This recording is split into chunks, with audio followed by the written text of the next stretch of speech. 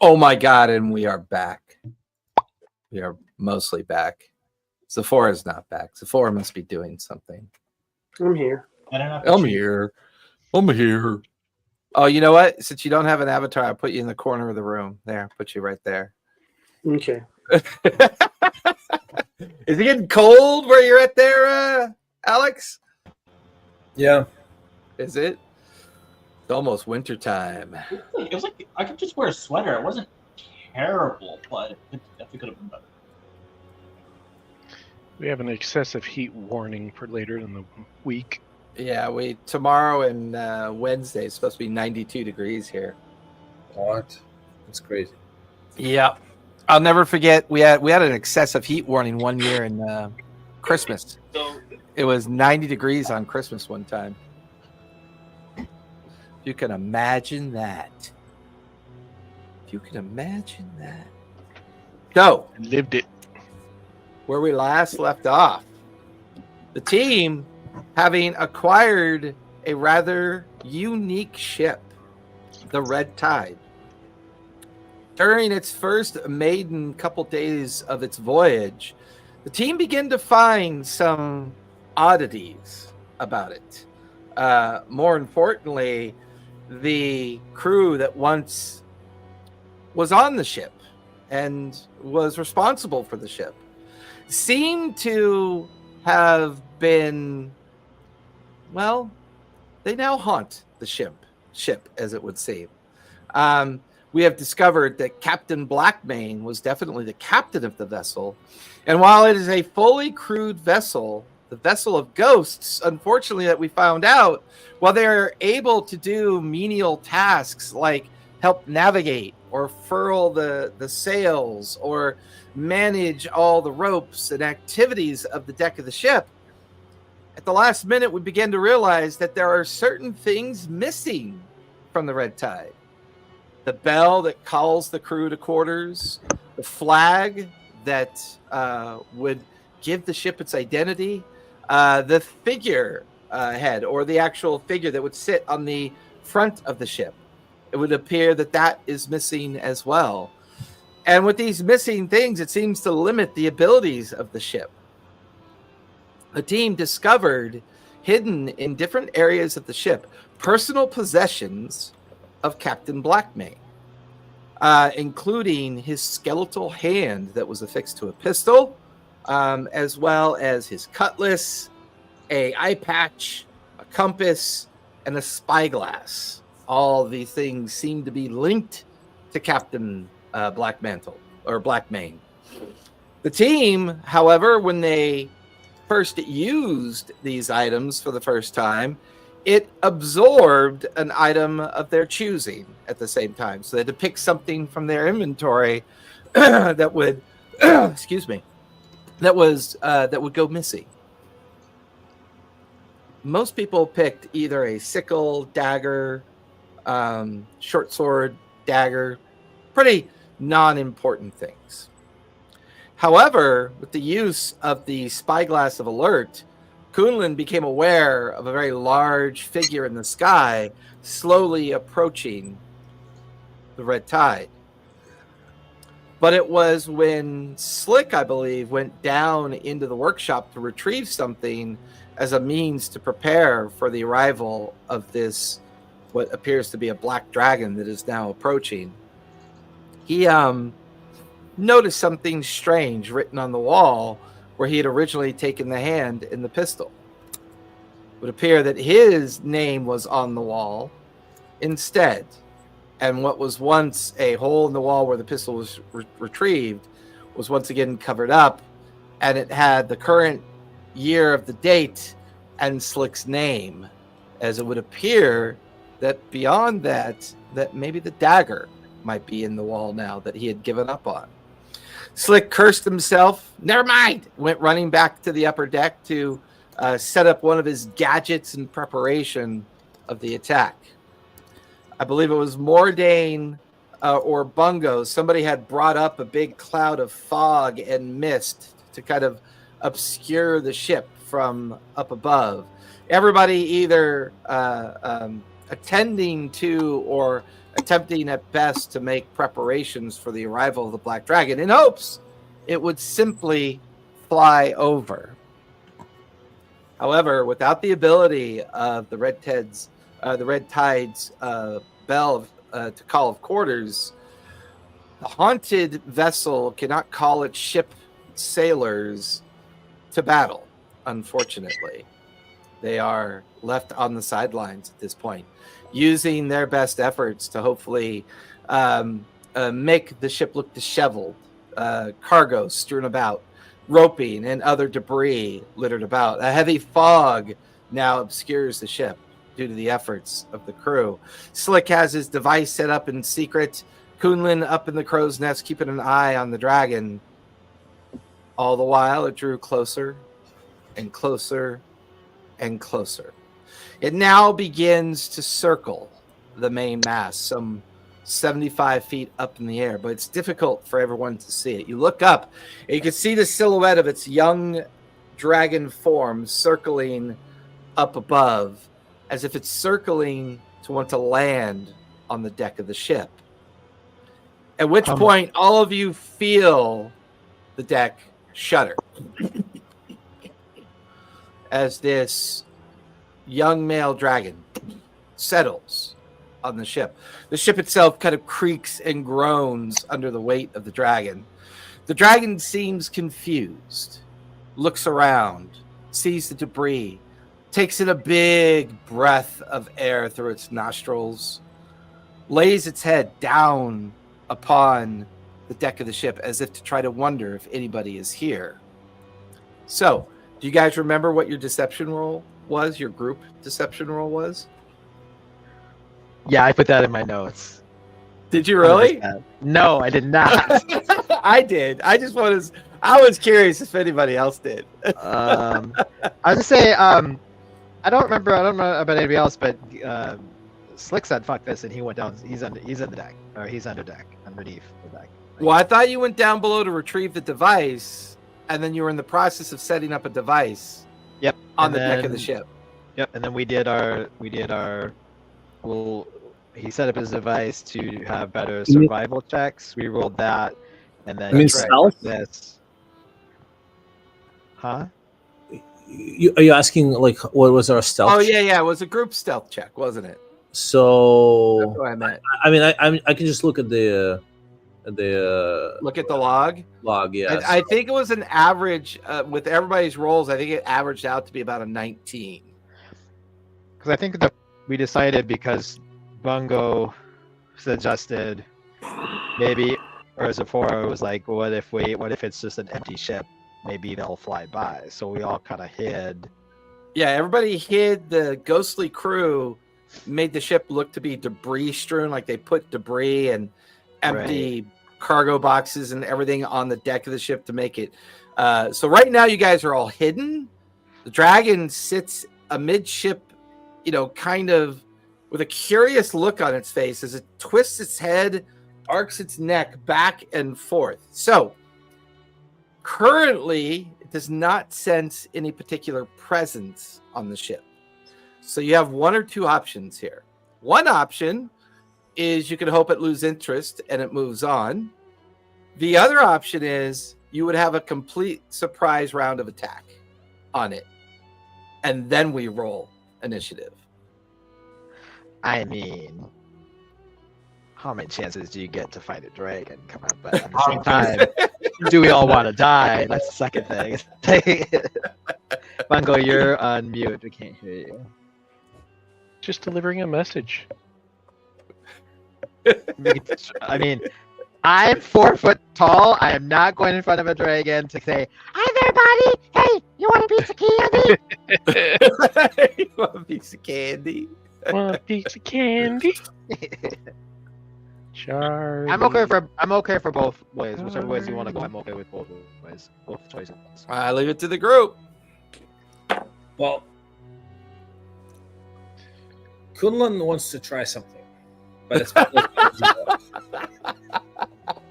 That's like everybody's famous last word. That's like, it's like the lead-in sentence to every recap's going to be, Kunlun wanted to try And then Kunlun tried something. something. So Kunlun Everything just was realized that he has telepathic abilities, like just completely randomly. Just Mhm. he was meditating in the crow's nest, and suddenly he, like, I don't know, felt everybody's thoughts and realized he can communicate with them. So he sends the dragon a telepathic message: "Have you come to join us with our curse?" Oh shit! Not a bad Nice. plan. That's actually a solid plan. That's pretty good. Intimidation or persuasion? What do you think? I mean, I'm shit at both, so whatever. I'll let you use my D6 inspiration. All right. Well, I'll give you advantage because of the condition of the ship, right? So it is a bit of a horror show right now. Right. So can I use D6 inspiration or no? No, that's the Sephira's, not yours. Okay, But fine. you can use advantage because of the condition of the ship. Yeah, I already did that. So 19. 19. Oh, That's not actually bad. pretty good. I'm going to have the dragon make an insight check. The dragon literally kind of recoils briefly, and you feel a heavy wind as the dragon leaps off the deck of the ship, flies up into the sky, and then you hear a response from the dragon, Kunlun, as it's now kind of circling the ship. Would you like me to put you out of your misery? I can destroy this cursed vessel and give you rest.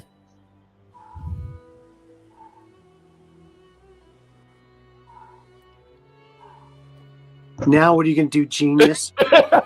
Say no, please. No, thank you. We have more lands to spread this curse to. Oh man, that feels like deception. Give me a deception check if you would. Not necessarily. We are pirates. That is our Yeah, plan. but he's now trying to sell this idea of the curse. True. Yeah. So Kunlun, give me a deception check on that one with advantage because your previous roll was successful. 10. 10. Jesus. There we go. You hear The form this. of the destroyer has been chosen. the dragon like roars up above, liar!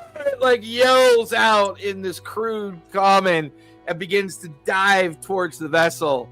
I need everyone to roll for initiative, please. It was a good shot. It was a good shot. It almost No, that was worked. awesome. That was solid. It almost worked. No. It was bad. Could have had surprise, but no. Damn it. All right, let's switch cameras.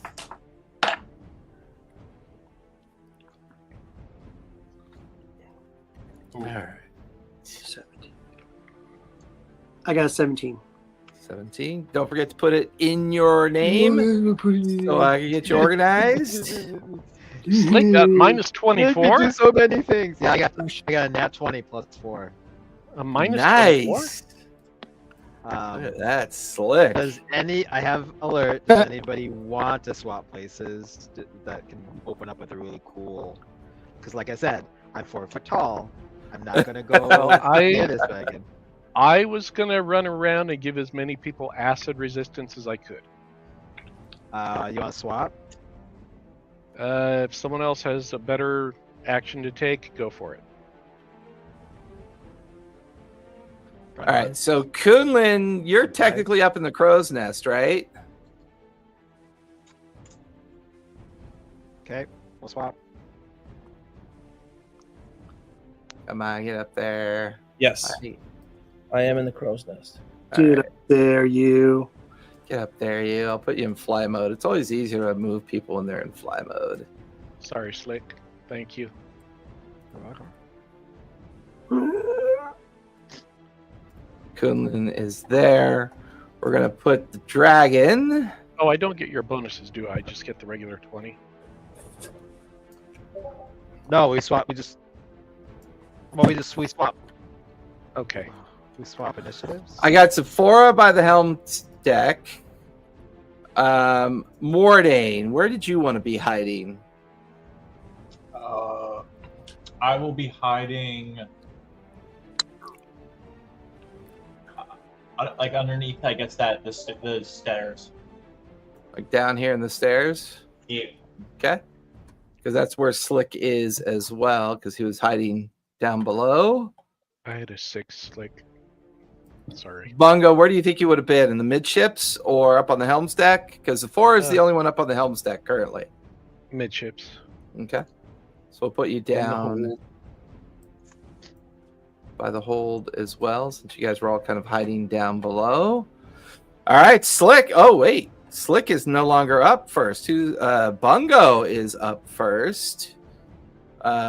With Slick probably going before Mordain because Slick, you probably have a high dex, yeah? 15. My dex is definitely not that high.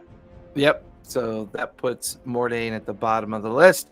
Bungo, you're up first with the dragon on deck. Cantrips or spell action cost 2 action points. Cantrips are 1 AP. The only thing that costs 2 AP is either a spell or if you want to attack with advantage. Okay. Who's next to me? Both Mordain and Slick are next to you in the hold. You now have acid resistance. Lasts for a minute. Oh, wait a minute. I can only do one person, huh? Oh, shit. I have to keep it concentration, so I can't do another concentration, correct?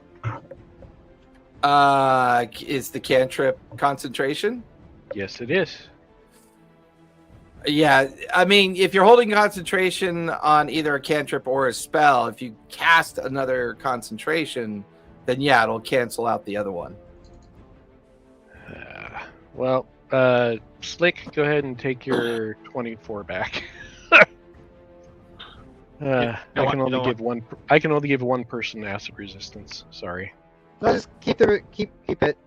Just give it to Mordain. I got protection stuff on my armor and stuff, so I'll be good. Okay, Mordain, you've got acid protection for a minute. Right. Nice. Which means you only take half damage from acid. Fabulous. And That's 1 AP, so I got 3 AP left there, Bungo. Because that was a cantrip, right? yep. But you And are I'll- concentrating on it? Yes.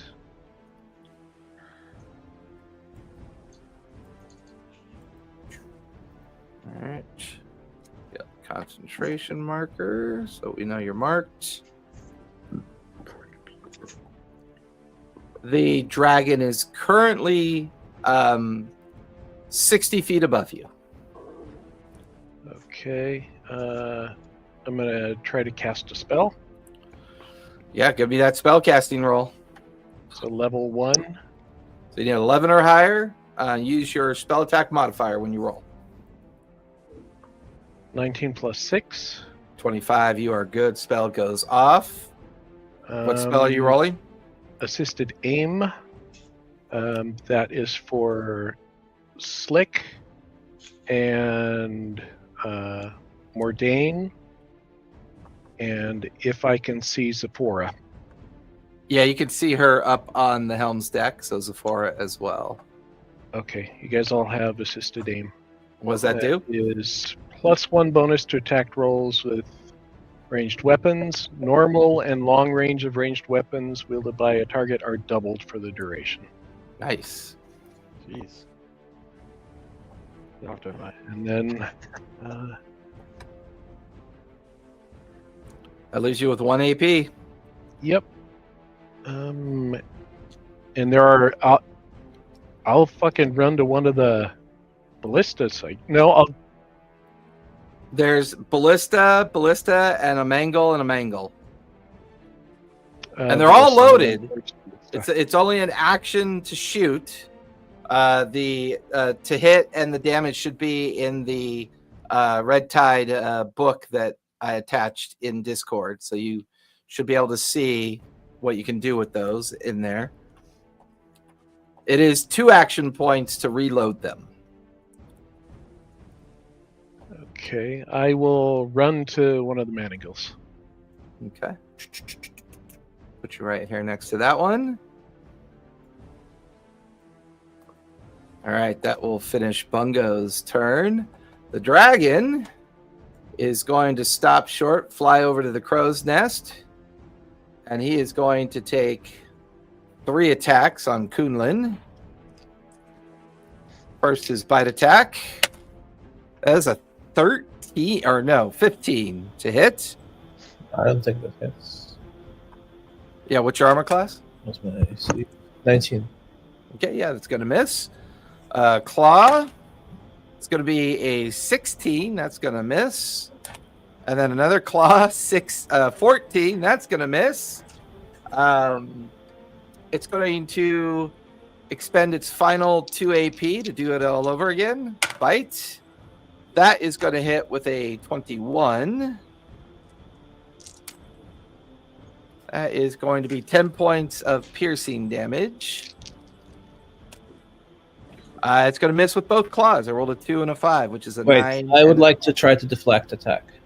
Go for it. I have to make a save on that, right? Yeah. Dex save? Yeah. 12 plus 5 is 17 on the dex save. Wait, so how does this work on attack? Blah, blah, blah, blah, blah. You can reduce the attack. No, sorry. You gotta reduce it to 0 before you do that. Yeah, never mind. So yeah, I'm just reducing it by 10 points. So I get. Oh, so you're not going to deflect. You're just going to reduce. Wait, but I did. That did bring it to 0. Yeah. You take no damage. Absolutely. Okay, Now fine. you No, can- I'm now you saying, can- but then I could try doing deflect. Whatever. Never mind. Correct. Which I rolled a 17 on my dex save. Yeah, so that misses. All right. That'll finish the dragon's turn. Zephora, you are up with Kunlun on deck. Okay. You are currently down here on the helm's deck. The dragon is about 60 feet above you, currently fighting Kunlun. You can see that Bungo has raced over to one of the mangles to prepare to fire it up at the dragon. There's a ballista to your left, another mangle down amidship, and then there's another ballista at the very front of the ship as well. Okay. As far as you know, Slick and Mordain are in the hold. Okay. I'll move over to the ballista. 1 AP to move to it. It only costs you 1 AP to fire it. Okay. I'm going to expend a focus point and cast darkness around me. Nice. That's a spell, though, right? It says I can expend 1 focus point to cast darkness without spell components. Oh, damn. What'd you take a dip in? I'm a shadow arts monk. Oh, that's right. That's right.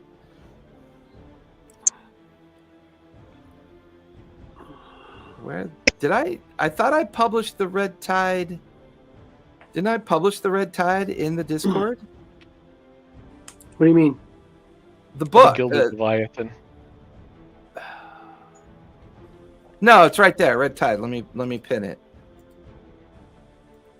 I know I did the Leviathan, but I put the Red Tide in there on October 20th, and I added it to pin.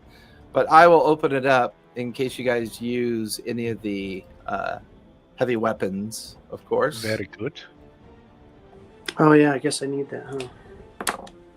So it's currently in the pinned messages if you need it. All right. So it's 1 AP and then another AP to do darkness. So let me get darkness around you. Is it okay? I guess if it's an ability, it still costs a point to do. Yes. Well, does it say you have to expend an action or a bonus action to do it? Or No, is it as I something spend a focus point, I spend one of my monk focus points to do it. So in the detail of the ability, it doesn't say it as a bonus action or action. It just says spend a focus point. It just says expend a focus point. Yep. No, you're good. You still have 3 AP left. Okay. All right. Just double checking. Okay.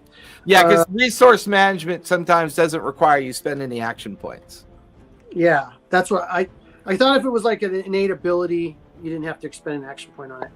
But not. I mean, you know what I'm saying? Like a Well, focus character points a ability resource. Typically, like once per short rest, once per long rest, or a focus point, or anytime you spend like a die, a resource point, or a resource, typically that doesn't require any kind of action. Okay, cool deal. All right, so I'm going to now I have to pull that up real quick on Discord because I don't want to go off my screen, so I have to pull it up on here now. Come on, man. The range on the ballista is 120 to 480 feet, does 3d10 piercing damage, and it is +6 to hit. Okay, 3d10 +6. Okay. All right, I'm going to go ahead and make an attack. Go for it. Roll the die and add a 6. 17, 18, 19? That'll hit. Go ahead and roll 3d10 piercing damage. 3d10. 1, 2, 3. 3.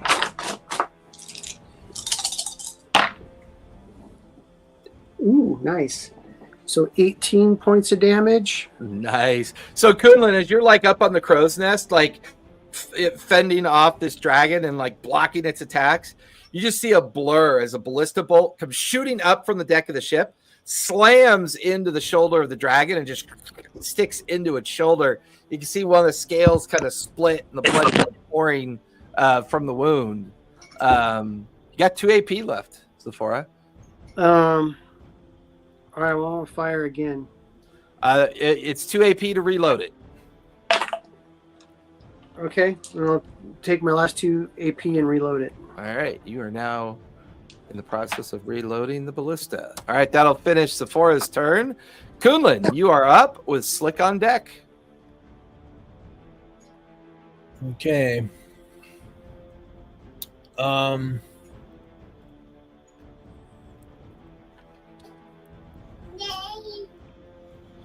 Yeah. I am going to Kunlun. Well, yeah. Okay. Kunlun is gonna use his. So how far is the dragon? He's in base with you. Okay. I was Yeah, trying so to raise. Oh, maybe it's this. Hold on, let me Kunlun see. is gonna basically do attack with his Kusurigama, Okay. and then flurry of blows. Go for it. So that's 15 to hit. 15 is going to miss. You watch as the Kusurigama ricochets off the toughened hide of the dragon. Okay.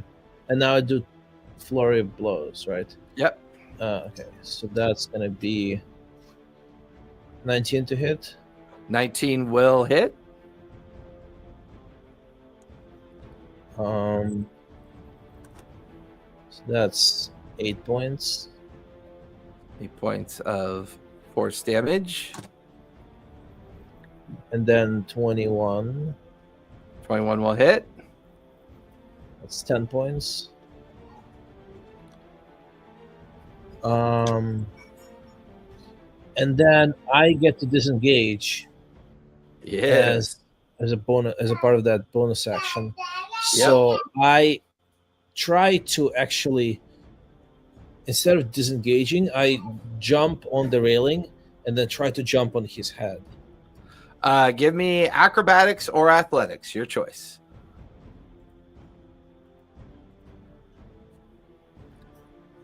11. 11. I put it at a 13 because it's a little bit challenging. You are currently falling. You get up on the rail, you slip heels up, and you are now currently falling out of the crow's nest and on your way down towards the deck. Okay. There are ropes and sails around you as you're falling, though. Want to spend an AP, you can make another athletics or acrobatics check to try to grab onto the rigging and prevent yourself from falling to the deck. Sure.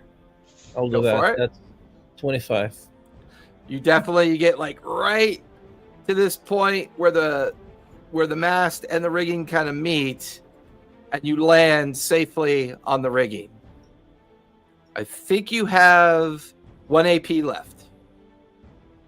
All right, I'm gonna shoot it. Well, how far is he? The dragon. He is now 40 feet from you. Okay, I'm gonna shoot it with a crossbow. Go for it. That's 24. 24 will hit with an extra D4 of damage. So that's 10 points. 8 plus 2. Nice. You guys are doing good.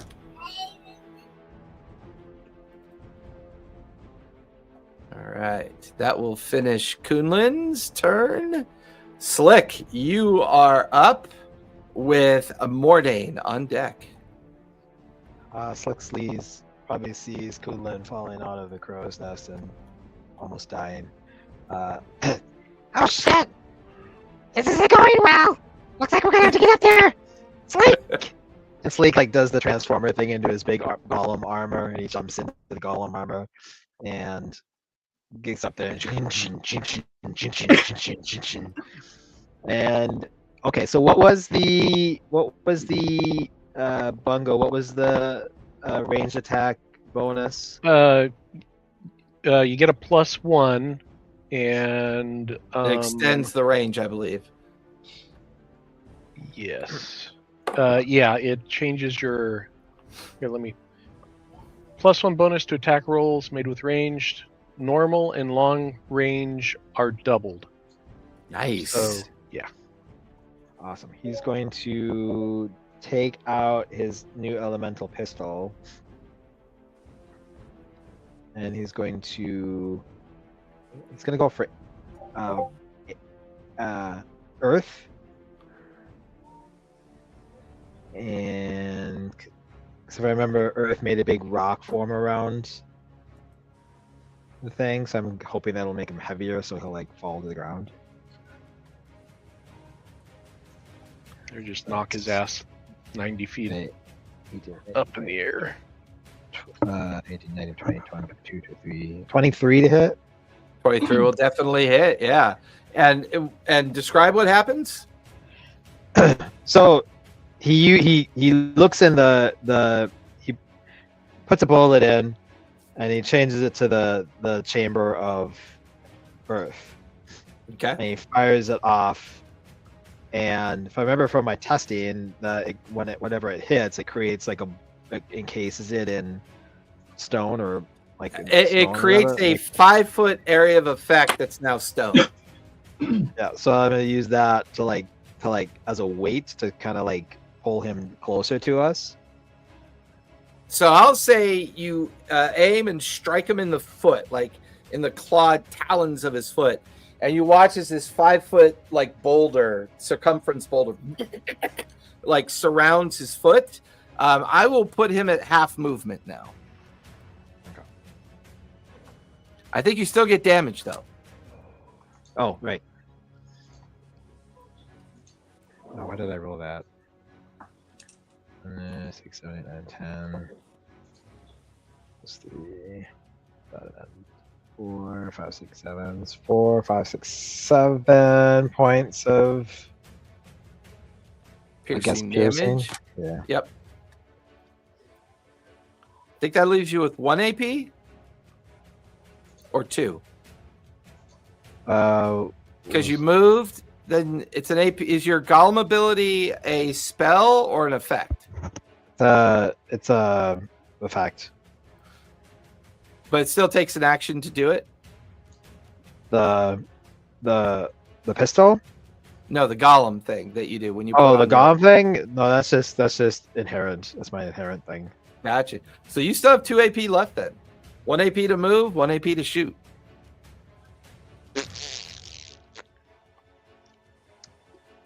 I count that as an AP.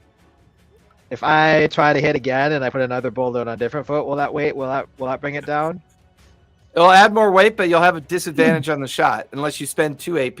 Then it's a regular shot. That will pull it down to the deck of the ship. It will pull it down. Okay, let me do that. Take the shot with your final 2 AP. You have a +1 on it 13, on top of your other bonuses. 18. 18 is its armor class. That's going to hit. Let's go. That is going to bring it down. Oh shit! Oh shit! Oh shit! Oh shit! Oh shit! That is going to bring it down to the deck of the ship. And like when it lands, both boulders crunch into the deck, doing 8 points of bludgeoning damage to the hull. And for reminders, the hull has 300 hit points. Okay, that was 6 points of piercing damage. An additional 6 points of piercing. Trust me, I'm gonna Mango. say, I'm gonna say closer. it fell 40 feet, Slick. So go ahead and roll 4d6 for falling damage. 4. That's 8, 9, 10, 11. 11 points of falling damage. This dragon is pissed. Mango, It's trust me, gonna- Mango. We want it down by us. It's harder when it's flying. Oh, and you stand in front of me. Okay.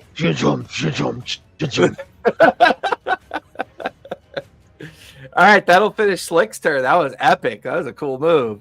Morning, you are up. Then we'll be at the top of the second round with Bungo on deck. Okay. And the Kraken on deck. I am unmuted. Yes, I am. Great. Yeah, Morning. No one wants to listen to you eat food. Was I unmuted for that? I thought you were muted to eat dinner. Oh, I was like, I felt so bad if that was. I mean, I'm into some serious ASMR sometimes. I'm not quite there yet. You know what? I can appreciate that. So you're the only one left in the hold. You can see Bungo over by the mangle on the right. Slick is off to your left.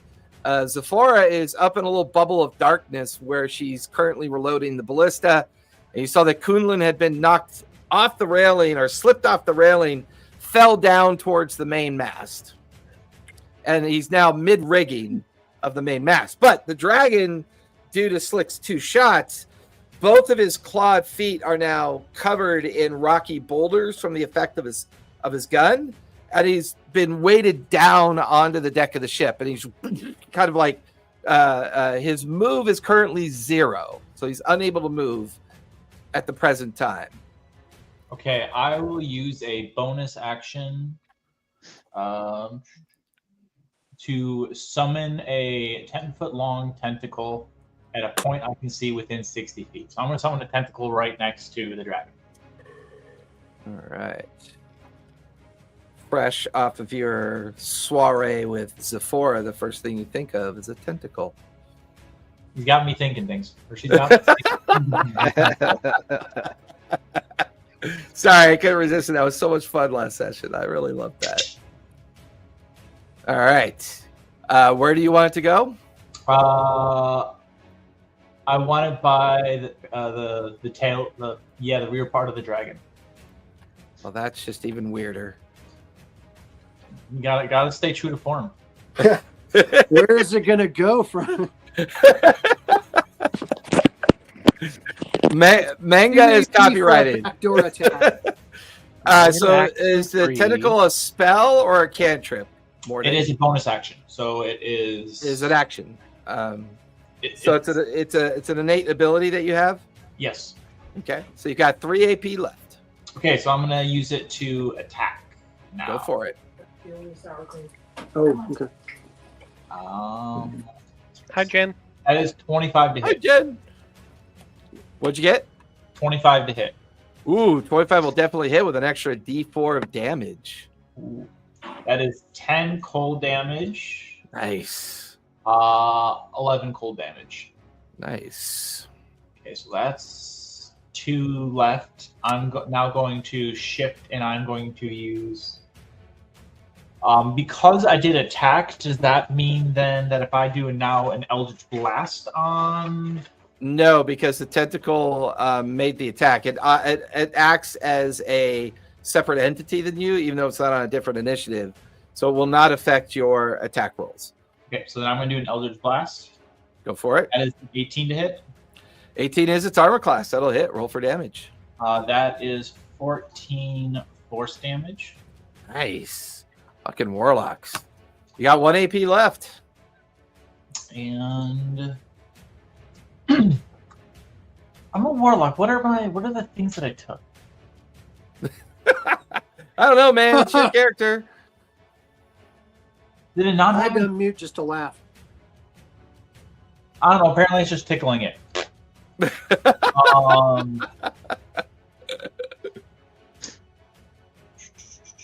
So let's see. Then for the last one, I will do. I will hold. So this is a reaction. Can I hold my action as a way that instead of You just got to describe what's going to trigger your action. So I have the spell Devil's Due, and Devil's Due is basically when damage is done, I can basically heal from some of it or something. If the dragon attacks me, I want to do Devil's Due to essentially heal myself. Yeah, go for it. That'll be your held action if he attacks you. And that doesn't use my reaction points or for the next 4. It's just of the 4 currently that I'm using. No, so your action is a held action because you got 1 remaining AP, right? So you're holding. Those are 2 points, right? What's that? Are spells 2 points? Not if they're a reaction. Okay, sweet. So you're holding your action so that if you get attacked and take damage, you want to use a reaction to heal yourself. That reaction is going to take away from your 4 going into your next round. So on your start of your next turn, you'll have 3 action points left. It's a reaction, so I don't need to do that. I was hoping to use my 4th one to do that. I'll use my last action then to try an Eldritch Blast at disadvantage. Yep, go for it. Oh, one was a natural 20. It was a 20 and a 19. 25 to hit. Yeah, 25 will still hit. Roll for damage. And is that the +4 as well? So I think No, because it's armor class. Yeah, because its armor class is an 18, so it's going to be plus an additional D4 of damage, yeah. 9 force damage. 9 points of force damage. Nice. Dice rolls are definitely in your guys' favors. That'll finish Bourdain's turn. Top of the second round. Bungo, you are up with the dragon on deck. Oh, hi there. I yank the lever and shoot a manticle right in his face. You kick the pivot tool so it automatically swings to the left, and you pull the lever at the same time. The dragon's like getting ready to gnaw off the stones off of its feet, and then it looks up just in time to see the mangle is like 10 feet away. The arm of it and the round going towards it. Let me pull up the stat on that. The mangle is a +5 to hit, and it does a 5d10 bludgeoning damage. Holy crap. Spicy. Just roll a d20? Or Yeah, roll a d20 and add a +5 to the attack roll. 7 + 5. 12. Wow, You watch as missed. the round is just too short, and it moves slightly to the left, and you watch as the boulder launches, arcs past the dragon and off into the water. Oof. It's 2 Oh, AP shit. to reload. Or I can run over to the other one. Yeah, that's true. You could. That's what I do. So 1 AP. So that's 1 AP to get over to the other one. And then your third AP, you kind of kick the lever that swings it towards the dragon, and you pull that lanyard again. Give me a D20 and add a 5 to it. There we go. 21. 21 will definitely hit. That's going to be 5d10 bludgeoning damage. Go ahead and roll. Yikes.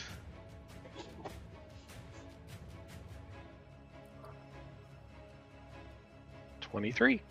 23 points of bludgeoning. That definitely hurt it. You just watch as the rock slams into its neck and head, shattering some of the scales, kind of arc off of its neck. A little trail of blood coming out of the corner of its mouth as it just roars in pain at you. You got 1 AP left. I am going to take cover in the hold. Final AP to go run into the hole like a scared little kitty cat. I'm not scared. I'm just not dumb. All right, that will finish your turn. The dragon is up with Sephora on deck. The dragon is going to see where you are, and it's going to just open its mouth where you and Mordain are, and you watch as a jettison of acid comes washing in your direction. I need you both to make dex saves, if you would, please.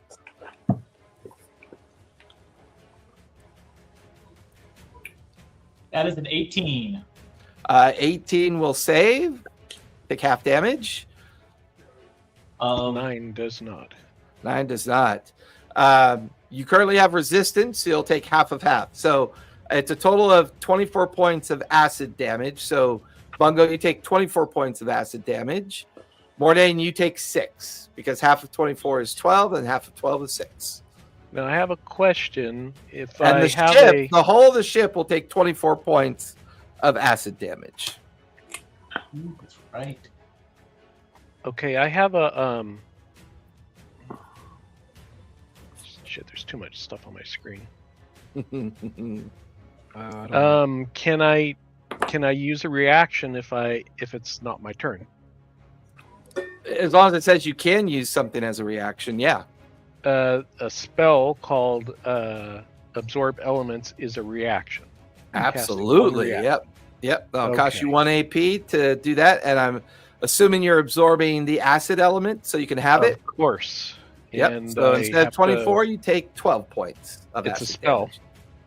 No, you don't have to make a casting roll on reactions. It's automatic. Thank God. Okay. Yep. So I take 12 points. Nice. Since when? I thought spells across the board were spells across the board were a spell rolls. Are we? Oh shit! You're right. I'm sorry. Yeah, Bungo. Because shield spell, you have to roll for. What's the other one? I'm sorry. Never mind. I didn't say anything. My brain. No, but you're right because it's it's just that they don't cost 2 AP to cast. I thought I was on mute. Well, I made it. 18 plus 6 makes it. Yeah, you make your casting roll, so you're still good. It is going to then. I'm going to see. No, it does that at the end of its turn. It's got 3 AP left. It's going to use 2 of its AP to crush the rocks around its feet. And it's going to use its final AP to try to get back up into the air. The tentacle reduces its movement speed by 10 feet. 10 feet? All right. So it can only get up in the air 50 feet. So that will get it roughly just below the crow's nest, right there. Nice. All right. That'll finish the dragon's turn. Zephora, you are up with Kunlun on deck. Let's see. I believe you reloaded the ballista. Yeah, I did. So it's currently loaded. I'm just wondering if I'm going to put poison on it or not. I think they're immune, but No, they're only immune to acid. That would be common knowledge. okay. I'm going to put some of that snake serpent venom on Ooh, yeah. All right, that'll be an AP to apply it. Okay, AP to apply it. Then I'm gonna fire. Plus 6 to your Don't forget D20. +1. Okay. You get a Plus +1. 7, technically. Yeah, plus Oh. 7. So it'll be a dirty 20. Dirty 20 will definitely hit. Roll for damage. What do I Did roll? I give you the poison damage yet for that? No. It is 3d8 poison damage. And he will be under the poisoned condition. Okay. But it's a DC 15 or higher on its con to resist the poison condition and reduce the damage by half. All right. Which he'll make that. 17 plus 5 is a 12. Or sorry, 17 plus 6 is a 23. Okay, so let's see what the poison did. 6, 8. He'll take 4 points of poison damage. That was 3d8. Uh-huh. I sucked. Like, I literally didn't know you could roll that low on I rolled a 3d8. 6 and 2 1s. So yeah. 8, and then it saves. So yeah, And then 4 points half, of poison He damage. gets Yeah. 4.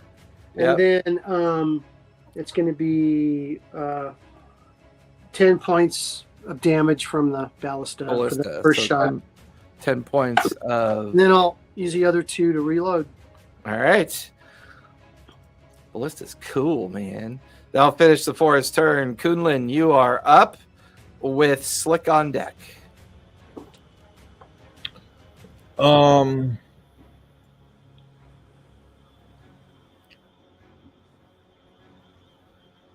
I guess I'll try to I'll try to attack it with Kusurigama and then try to use it to climb on him. if I can. What's the range on your Kursigama? 10. 10 feet? Yeah. Okay. You're going to have to. He's currently 15 feet away from you.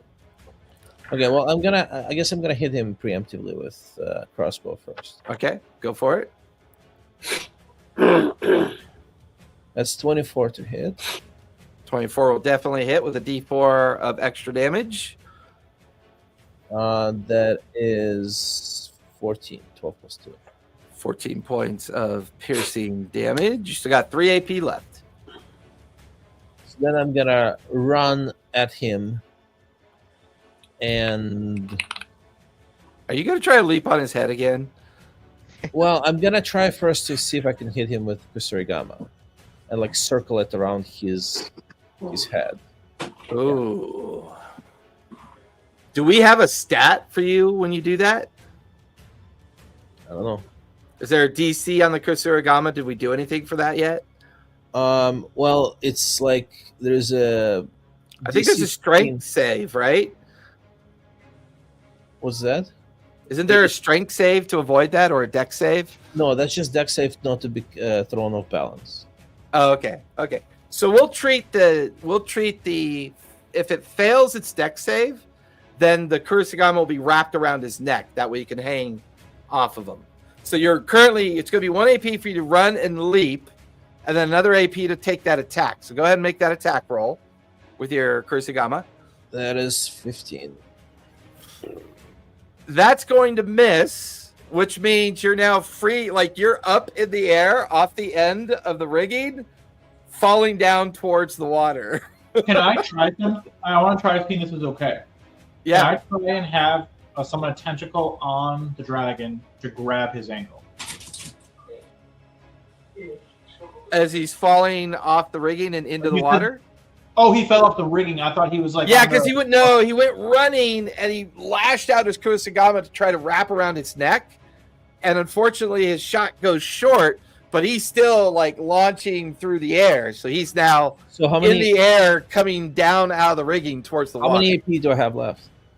1 AP for the crossbow, 1 AP to run and leap, 1 AP to take the shot or to try to hit him. You've got 1 AP left as you're in the middle of falling. So I'll try it again, but like I'll do. Yeah, I'll try it again. Basically. That's a disadvantage this time. Oh shit. Because concurrent attacks. Suggestion? Mm, May I make a suggestion? Yeah. try to hit the mast instead. Save yourself. Well, he'd be grabbing a hold of the rigging on the way down.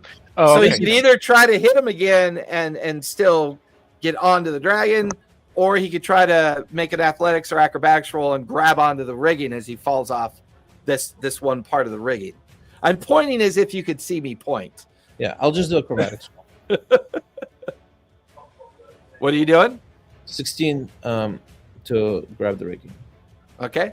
I'm going to put you in fly mode because that will have you partially down and currently holding on to this part of the rigging right here.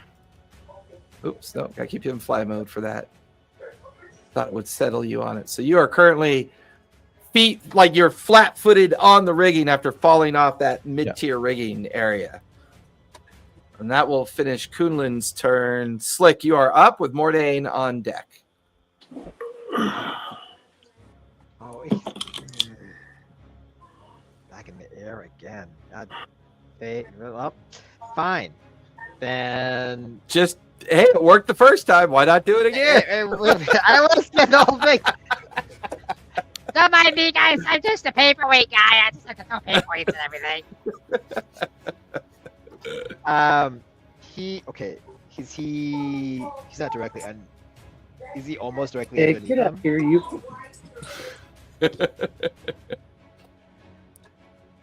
He's going to take his armor and he like charges it up and he just like out of his chest, a gem in his chest, he's gonna throw a lightning launcher at it.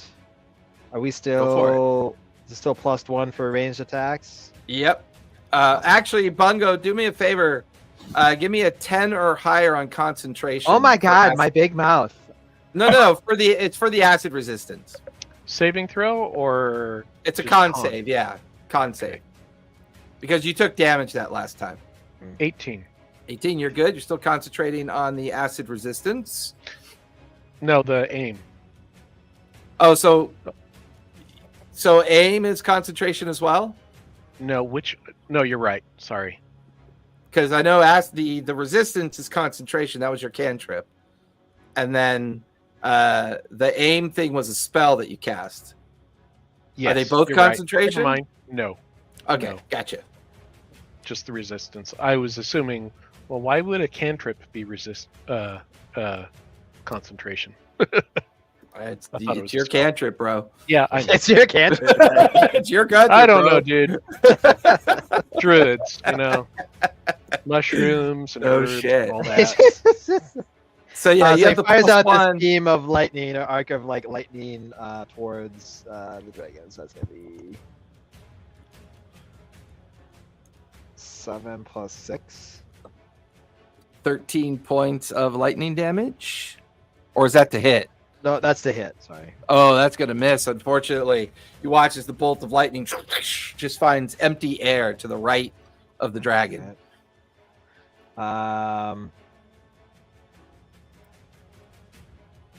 It's just too good. I gotta try it again. So I'm gonna take 2 AP to. Yep, 2 AP for a regular Yeah. attack.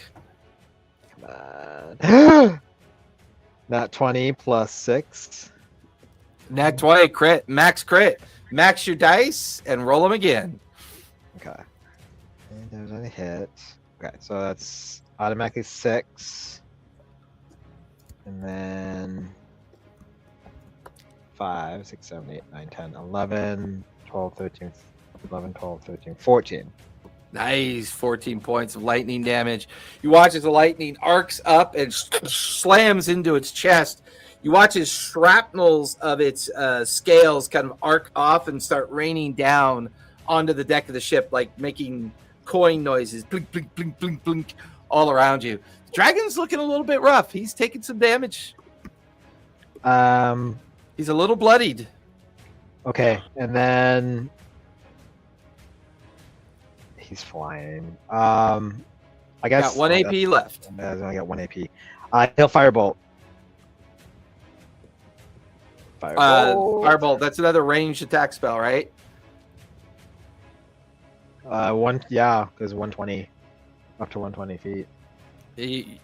But you have to roll for that one, right? You have to roll, yes. That's going to be with double disadvantage, unfortunately, because it's your third concurrent shot on the creature. So that's 3d20. You take the lowest of the 3. 3. Okay. Wow. If this hits, this is gonna be great. You never know, man. You never know. There's a 17, an 18, and a 15. I thought if we 15's did the low. different- That's pretty good. 15 attack. plus your modifier. Okay.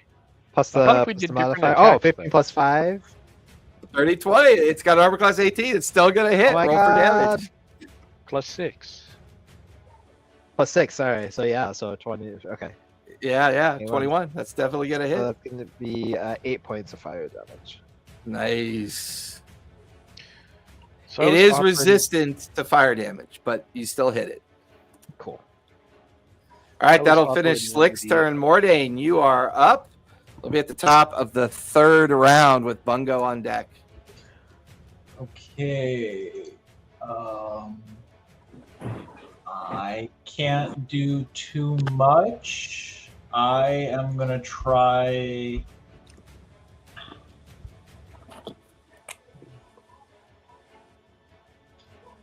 Why I do guess- warlocks always say that? I can't do much, but what I can do will probably kill it. Well, that's a different story. I am going to bonus action.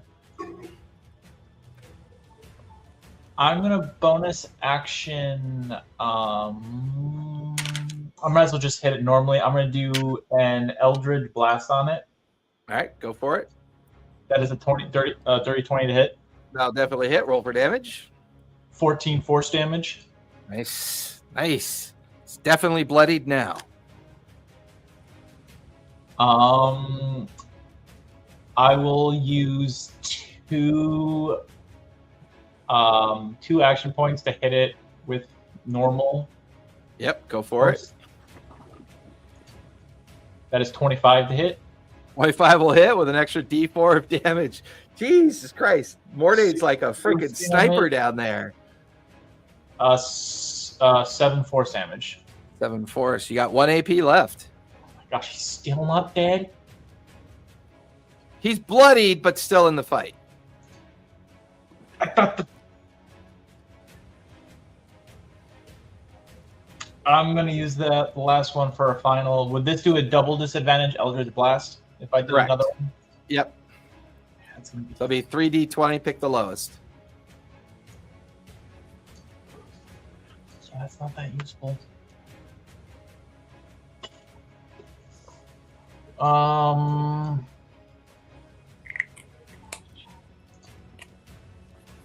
I am gonna move my position to kind of get away, to get like a more securely covered, and You want to go deeper into the hold instead? under the stairs. Yeah. Okay, so you're now inside the hull of the ship. So you have full cover at this point.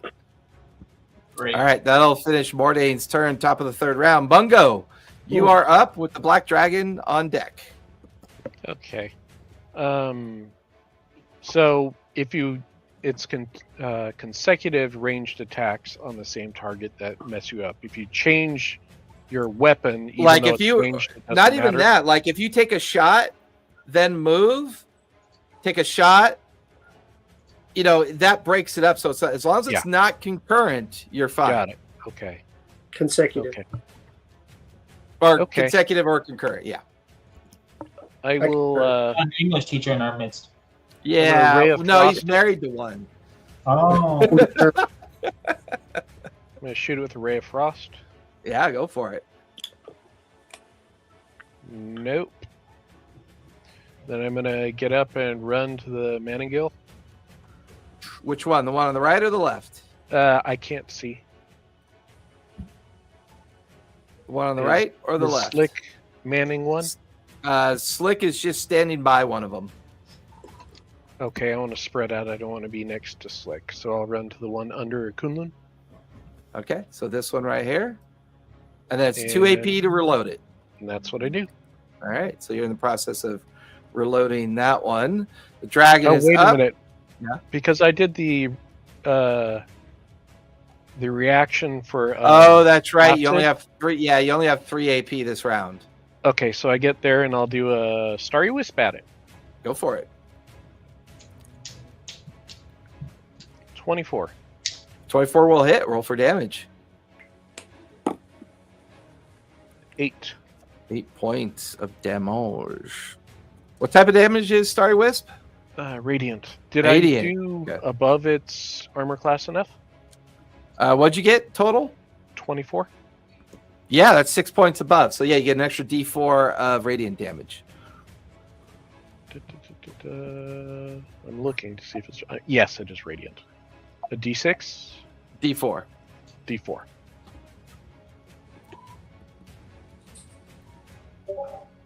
Three. 3. All right. He did get his breath weapon back, but he's going to drop down towards Kunlin. Going to start off by taking his first 3 attacks on Kunlin for starters. First with a bite. That is going to be a 15. That will miss. 2 claws. That is a 21 and a 12. So only 1 claw will hit. That is 5 plus 5. That's 10 points of damage. Do you want to deflect again, Kunlin? No, that's fine. Okay. Take the 10 points of slashing damage.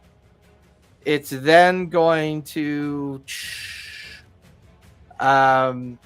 Zephora, give me a dex save with advantage as he's going to acid breath over where you are. Is that advantage because I'm in darkness? Correct. Okay, cool.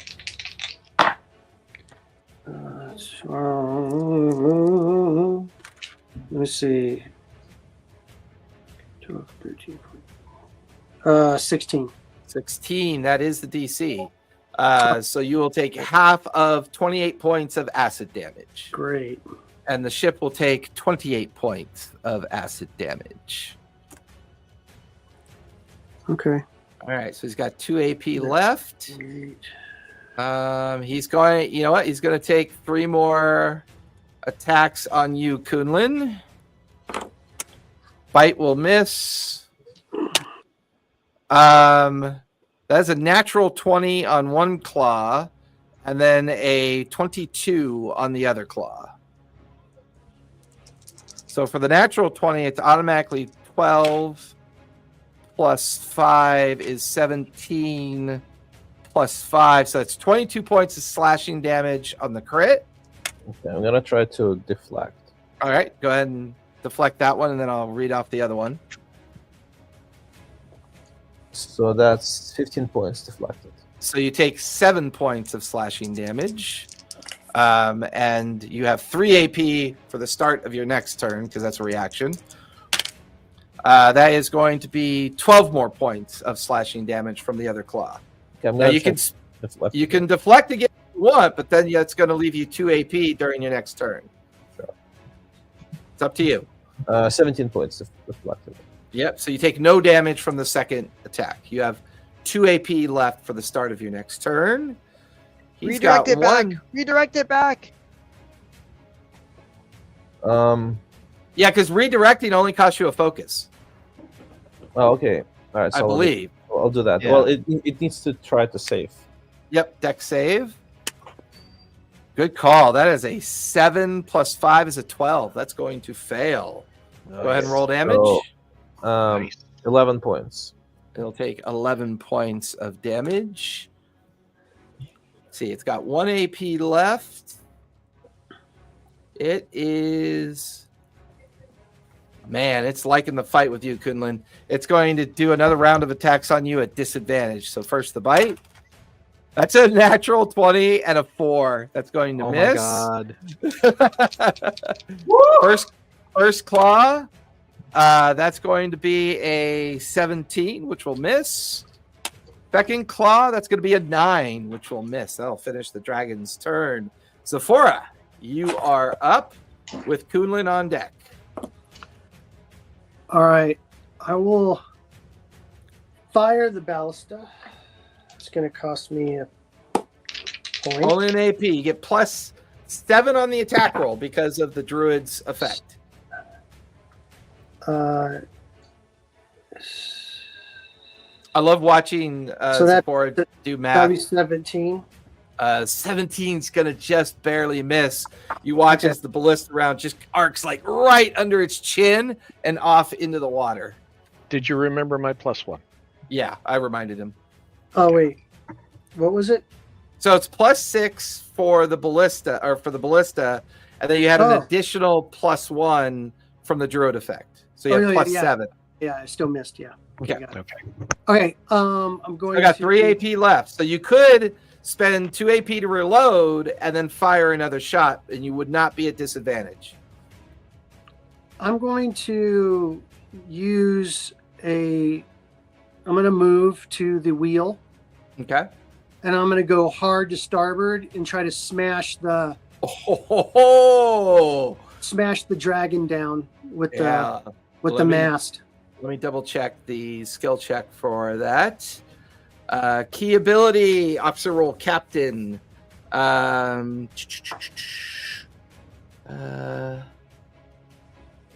Go ahead and give me. What's better for you, intelligence or charisma? Can you just yell it? No, because the crew's not listening because we're in combat. Yeah, you're in combat, and Oh, without okay. the bell, they won't summon to combat.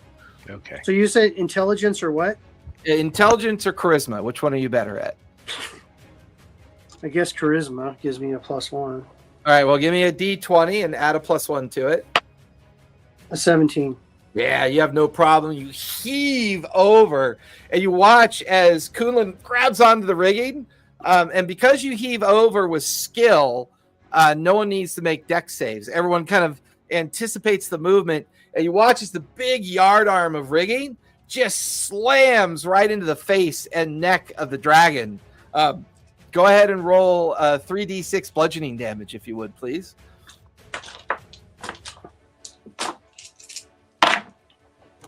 Okay. 3, 6, 9. 9 points of damage. 9 Ooh, points yes, of it's bludgeoning. The ship will take 4 points of bludgeoning damage. Way to go, Captain! So 1 AP for the ballista, 1 AP to move, 1 AP to take the action with the ship. You got 1 AP left. I'm gonna use my 40 movement Okay. to run up that. I'm gonna go to the right. Okay. Darkness is still so- around you too. Yeah, I'm gonna go around to that first rope that's going up, and I'm gonna run up as far as I can up that with my 40, or Right, try to five- get to there with my 40. 5, 10, 15, 20, 25, 30, 35, 40. That'll get you right to the base of the rigging. Right Okay, there. that's all my. And the darkness goes with you, right? yeah, You are still shrouded in darkness. All right, that'll finish the forest turn. Kunlun, you are up. You have 2 AP. okay, 16. He's still in base with me. He's still in base with you. Absolutely. All right. I rolled my concentration 16 to save. I forgot. Yep, to you're good. Yeah, Yeah, I you did. needed a 10 or higher, so you're good. All right.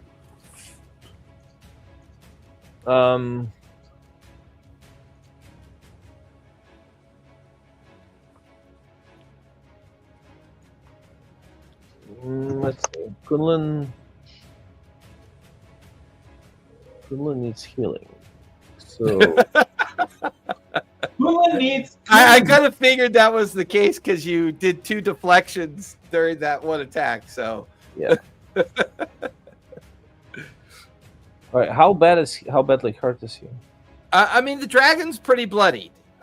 He's in the fight, but he's definitely looking rough. All right. Well, Kunlun's gonna jump in the water, and as he's jumping, he's gonna shoot another. Nice. Give me athletics or acrobatics for the leap into the water to avoid damage. 15. That's good. Go ahead and take the attack roll. Take the shot. That's 22. 22 will hit. Go ahead and roll for damage. You are now 8. swimming down below.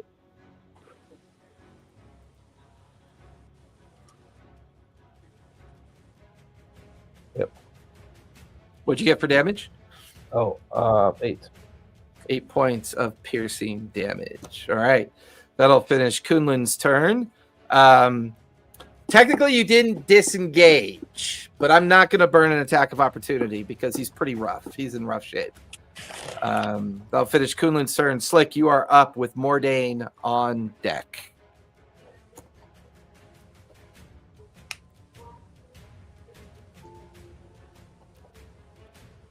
You're on mute, Slick. Sorry. No worries. He's going to. Is everybody? You can see Bungo over by one of the mangles. You can see a little sphere of darkness, which you assume is Sephora. You watched as Kunlin leapt down into the water to avoid getting attacked by the dragon. As far as you know, Mordain is down in the main hold of the ship, taking full cover. Okay. And you're right here next to the, I believe that's starboard, correct, Bungo? That's the port. Port left Port. and the word port have 4 letters. Gotcha. So you're on the port side with this mangle, but they're both haven't been reloaded, so they're both currently empty. It's 2 AP to load it. Okay. If I try to reload that and I hit, because my lightning attack that I did last time, it says if I hit, I get to add an extra d6 of lightning damage each time I hit. Absolutely. Would that count as? Okay. Yeah, it turned into lightning rocks. That's fucking cool. Right. So I'll take 2 APs to load it, and then Okay. And then 1 AP to pull the lanyard. Okay. And then So it's a D20. D20. Plus 5 to hit. But you're under the effect, so it's +1. So it's +6 for you to hit. All right. 16 plus +6. plus 6. 16 plus Well, what did you roll? 16. Yeah, so it's 22 to hit. That's 4 above its armor class, so it's not extra damage, but that is 5d10 bludgeoning damage and then 1d6 lightning damage. All right, so that's 7, 17, 18, 19, 20, 20, 22, 3, 4, 5, 6, 20, 26 bludgeoning, and max damage, and 6 lightning. Yeah, he is very bloodied. He is looking very rough. You watch as the boulder comes launching out of the mangle, slams right into the face of the dragon, but it also explodes into lightning at the same time. You watch as all the scales around its mouth and face, part of its teeth, kind of fall out onto the deck of the ship.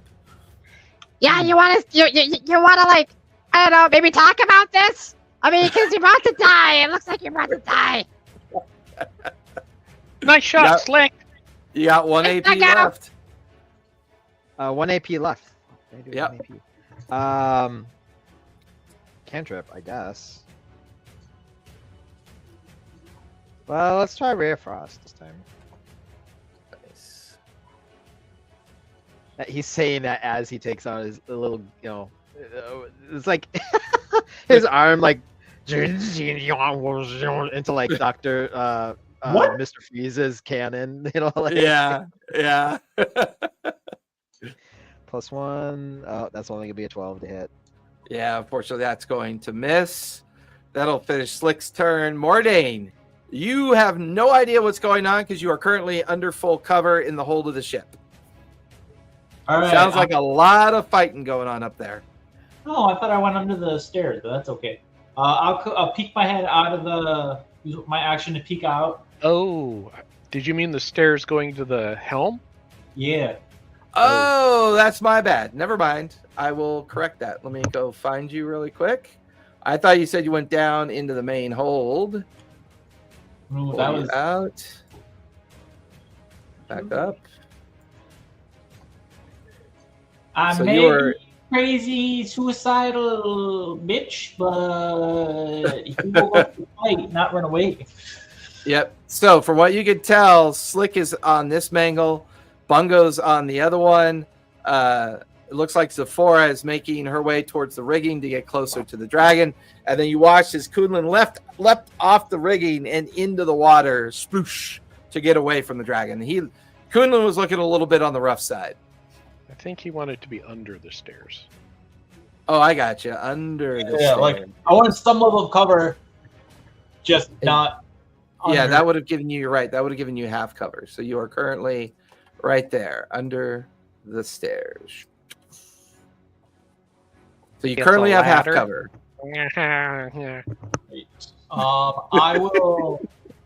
I will cast Hex on the dragon. Okay. Give me a casting roll for that. That is a 20 to roll. You are good. Spell goes No, off. I have to roll it. I reminded myself I have to roll the d20, like what it was. I got a 15. Oh, got you. 15, you're good. Spell goes off. Mhm. You got 2 AP left. Two- And what are you calling out on the hex? Strength. Strength. Good call. I am then going to launch an Eldritch Blast at him. Go for it. That is a 21 to hit. That'll hit. Roll for damage. That is 14 force damage. He is definitely looking very rough. Very, very rough. Dragons aren't very strong. Got 1 AP left. Hey, after taunting, maybe a good idea to hide. Um, I is am I? Oh, I have You're to right. move it. You're right here under the stairs. I will do a. Oh, I forgot to roll the damage for Hex. Yep. Roll. Add the hex damage. That is 4 necrotic damage. 4 necrotic. It's Um, very bloodied. It's got 14 hit points left. I'll do another Eldritch Blast. Go for it. Disadvantage.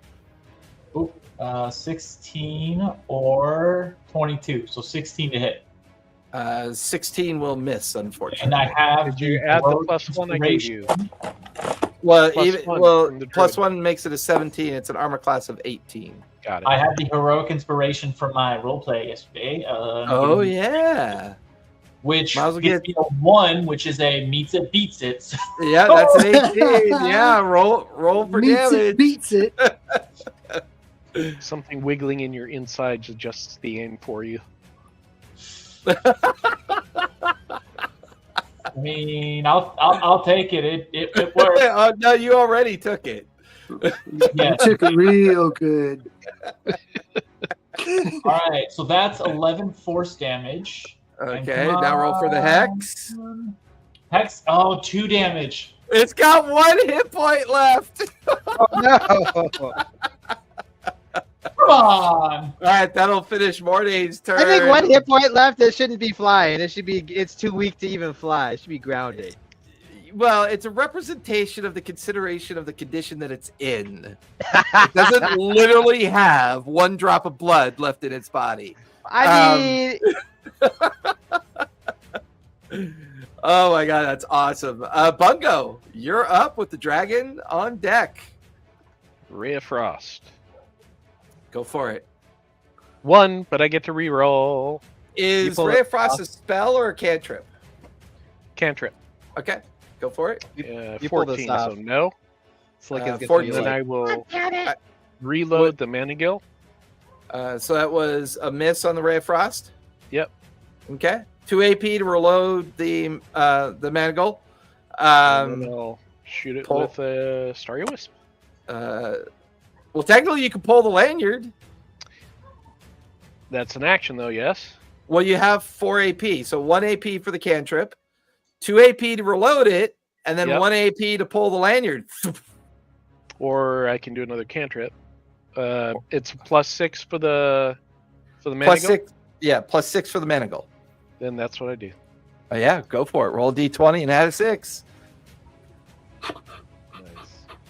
It's going to survive. 21. 21 will hit. Oh, man. For giggles, for shiggles, go ahead and roll the 5d10.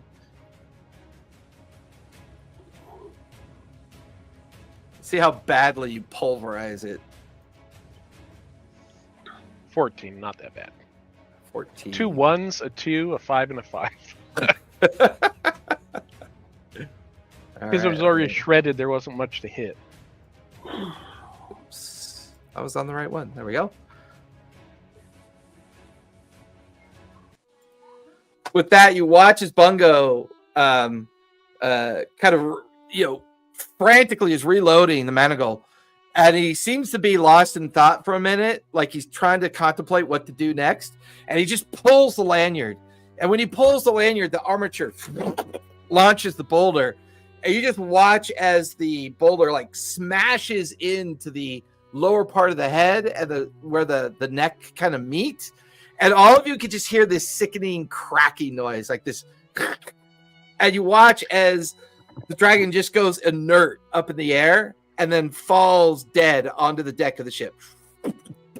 That was not a sickening crackening. That was a joyous crackening.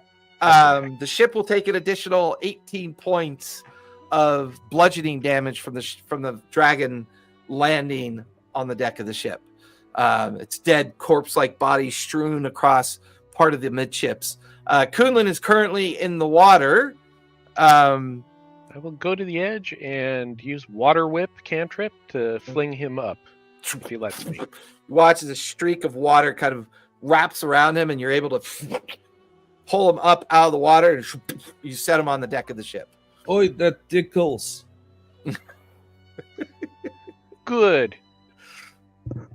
Available for after-hours pleasures.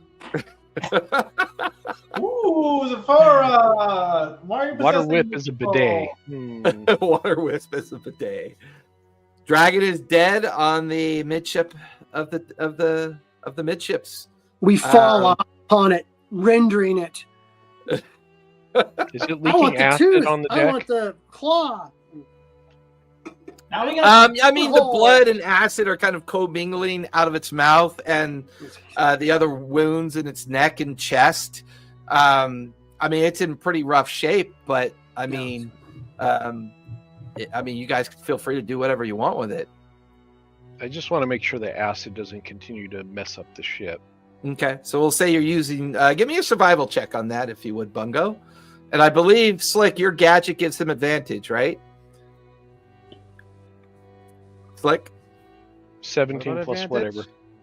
didn't you set up a gadget that gives people advantage on survival checks? I did, yes. Okay. So what'd you get, Bungo? Let me roll again. Yep, you have advantage. 17. 17. It'll take you about an hour to safely kind of inoculate and deter all the acid. You're able to actually use the ghostly sailors as an effort to do this. They start, it's really weird because their apparitions don't show. So it's like a barrel of sand kind of gets dragged over and it's being cast into the acid pools of blood. So some of the ghostly sailors are helping you nullify the acid effect. Thanks, guys. Anybody else? Sure, anytime. I will hold the edge of the boat. And I'll be This like, looks like, I guess he's talking to me. Sure. You bet. You bet. Do we like? Oh, ooh, it's got magic. So the he wants to take whatever like magic he can get from the dragon. Give me a Arcana check, if you would, please, Slick. Arcana check. Okay. That's fine. Will the crew set about with repairs if I ask him to? Absolutely. Okay. Ugh, that's a Looks like nat we took one. about 44, 28, 40, 50, 60. You're not That's- proficient in Arcana, Slick? Yeah, it's a +5, so I got a Like 6. 76 points of damage. Yeah, the ship took I can help you with that if you're looking to like butcher it. No, he's trying to figure out what on the dragon is valuable for magic. Got it. Yeah. So I can put The it with my gallbladder. little- It's always the gallbladder. I put it with my Is there any sundial. common knowledge stuff that a druid would know? About You give me magic on that one. You can give me a nature check, Bungo. Yeah, you know how to plant corn. Next. Natural 20, Next. 26. Nice. So Bungo, you look over as you're like trying to help like nullify the acid from the effect of burning further into the ship. You kind of realize that Slick is like poking and prodding at the dragon. He's kind of mumbling to himself. You know that the scales are definitely valuable for magical weapons and armor and other kind of like physical things that people could wear or interact with. The teeth are Tails, considered claws, teeth, yeah, eyes, heart. the teeth and claws are considered magical absorbent. Like they could absorb enchantments because dragons are inherently magical. This you begin to realize, Bungo, is actually a young black dragon. It is not fully developed, so some of what it can be harvested off of it may not be fully potent enough for the effects. The one thing that you do know is that the heart of any dragon, if successfully retrieved, is a major component of alchemy, frequently used for strength potions, healing potions, and advantage potions. Things that normally imbue strength or health would be what the heart would be used for. The bone can be ground down into powder as an alchemy enhancer. But because of its young age, only its teeth, bones, its heart, and scales have any real magical value. Yeah, we're gonna have dragon steak for a long time too. Nobody wants to eat that lizard. It says lizard. It's just lizard of a grander scale. You know? So it's like it's not completely mature yet. So all of the parts might not be as valuable as they would be for an adult. But teeth, claws are great for absorbing enchantments and used in enchanting. The heart for sure in alchemy, and scales. I can help you with the heart after we get the acid cleaned up. That'd be great. So if I could get the heart and some scales, maybe I can like try and derive some magic properties off of it for your contraption, the sundial that I'm making you. Fucking wizards. I just go back up and I start Steering steering the ship back where we need to go. So Yeah, give me because you have the chart table next to the helm. Give me an intelligence check with advantage, or no, actually, give me survival with advantage. That's better. while they're doing all this, like as they're like all prepping the thing, like Mordane's gonna go like to the edge of the water and be like, "Thank you, ocean, for this triumph, this wondrous gift." Give me a charisma save, if you would, please, Mordane.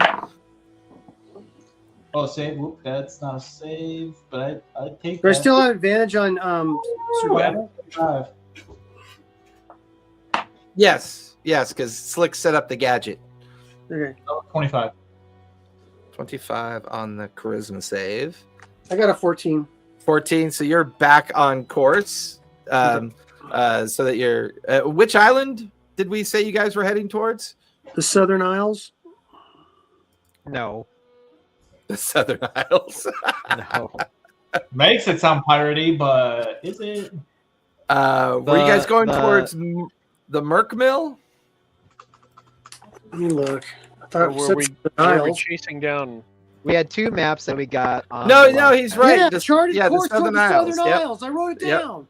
He's right. Southern Isles. Okay. I thought it was Trying a to make me go joke. insane, huh? God damn it! I don't normally take notes. Leave me alone. This way. God damn it. I don't think captain. I don't think that she should be captain anymore. She can't handle the pressure of us not knowing where we're going. Morning, as I'm fine the with that.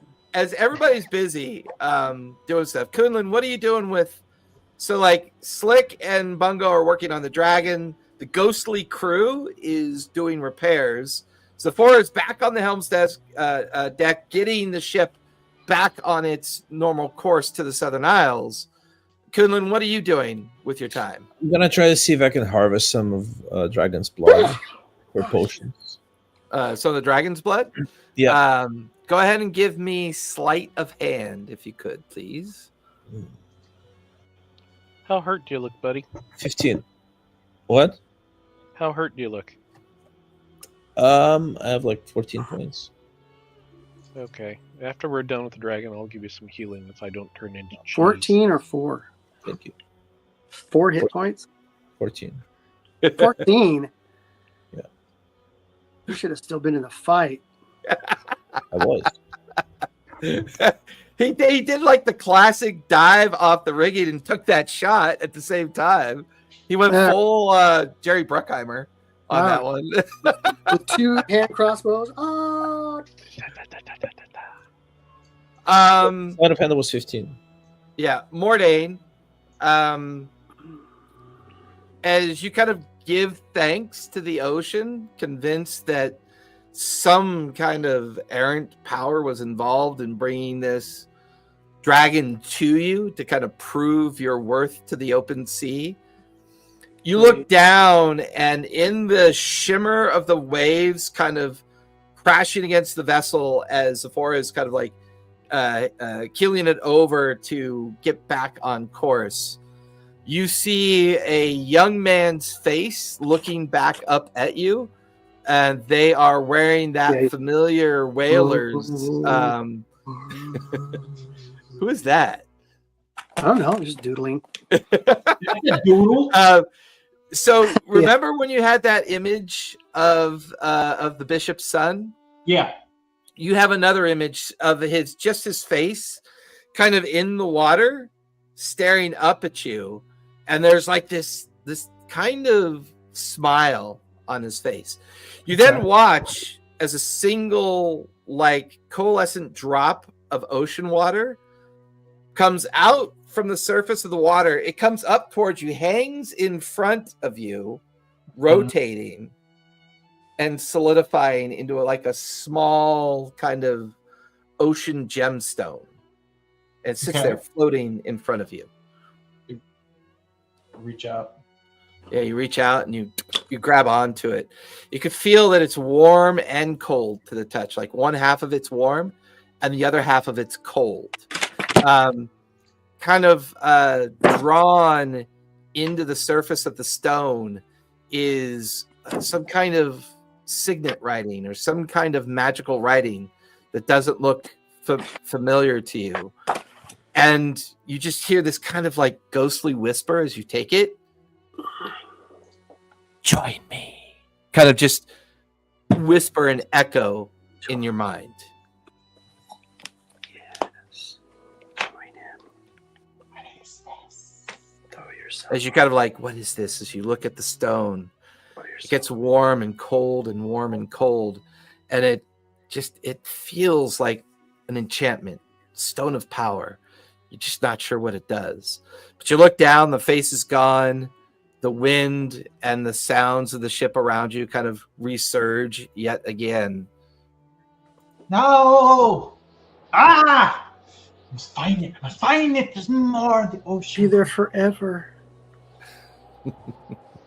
I run up It's to going like crazy again. Sephora and I take the gems. I'm like, the ocean provides, gives us what we need. Yeah, you watch as Morday is like holding this weird stone that seems to be the same color as the ocean water. And it kind of has this magical kind of glow about it. You kind of reach out and you realize the stone is half cold, half warm. There's a little kind of insignia, like an arcane writing on it. You give me either religion or arcana check, Sephora. Okay. Super Arcana is not great. Religion. Can I give advantage if I cast Identify? Unfortunately, you and Bungo are busy. I got a 16. Oh, that's right. 16. It is a signet of oath. Mordain has been given an oath stone. What's that mean? Isn't it Paladin now? something? It's just an oath stone. From what you know of oath stones, they give you advantage on spell casting rolls, but only one time, and then the stone is absorbed. Ah, It feels like he's been given like a measure of power, a tempting of fate, or an idea of power.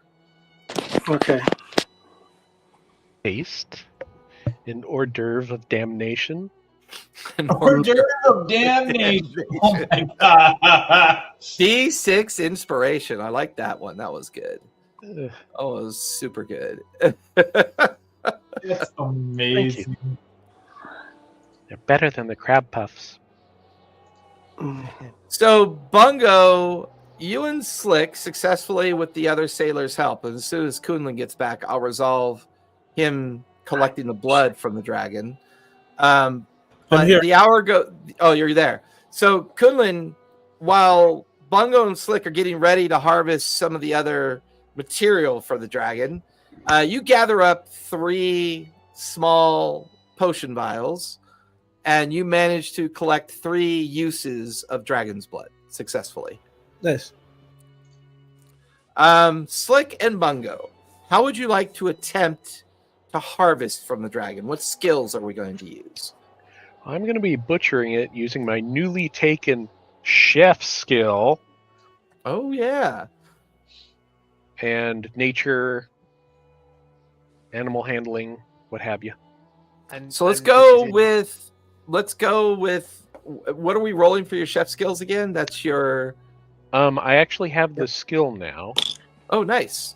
so let me find it. I don't know where I'm going to be able to find this. Oh, that's right, because using you're level 4 artificer- now, huh? Artificer Yeah. tools to help him. Whatever artificer tools I can to help. Yeah, that'll definitely give him advantage on anything he has to do a check on. Chef, I got cook's utensils, so and just let me see.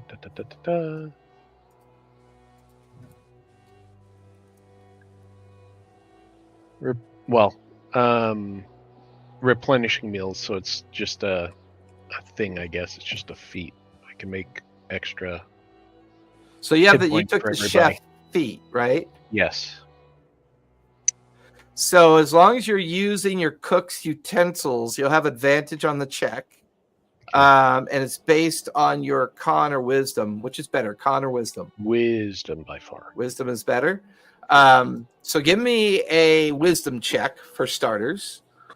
He has like one of those electronic knives that you use to cut turkeys with. Oh, there's with a big So fork. wisdom check is not a save, correct? It's just the +4. Correct. Okay. Then you place the dragon steak into But the yeah, pot. technically you have advantage on this. I seem to have cut myself. Oh, I rolled a Oh, 1, so I get to no. reroll that. 15. 15.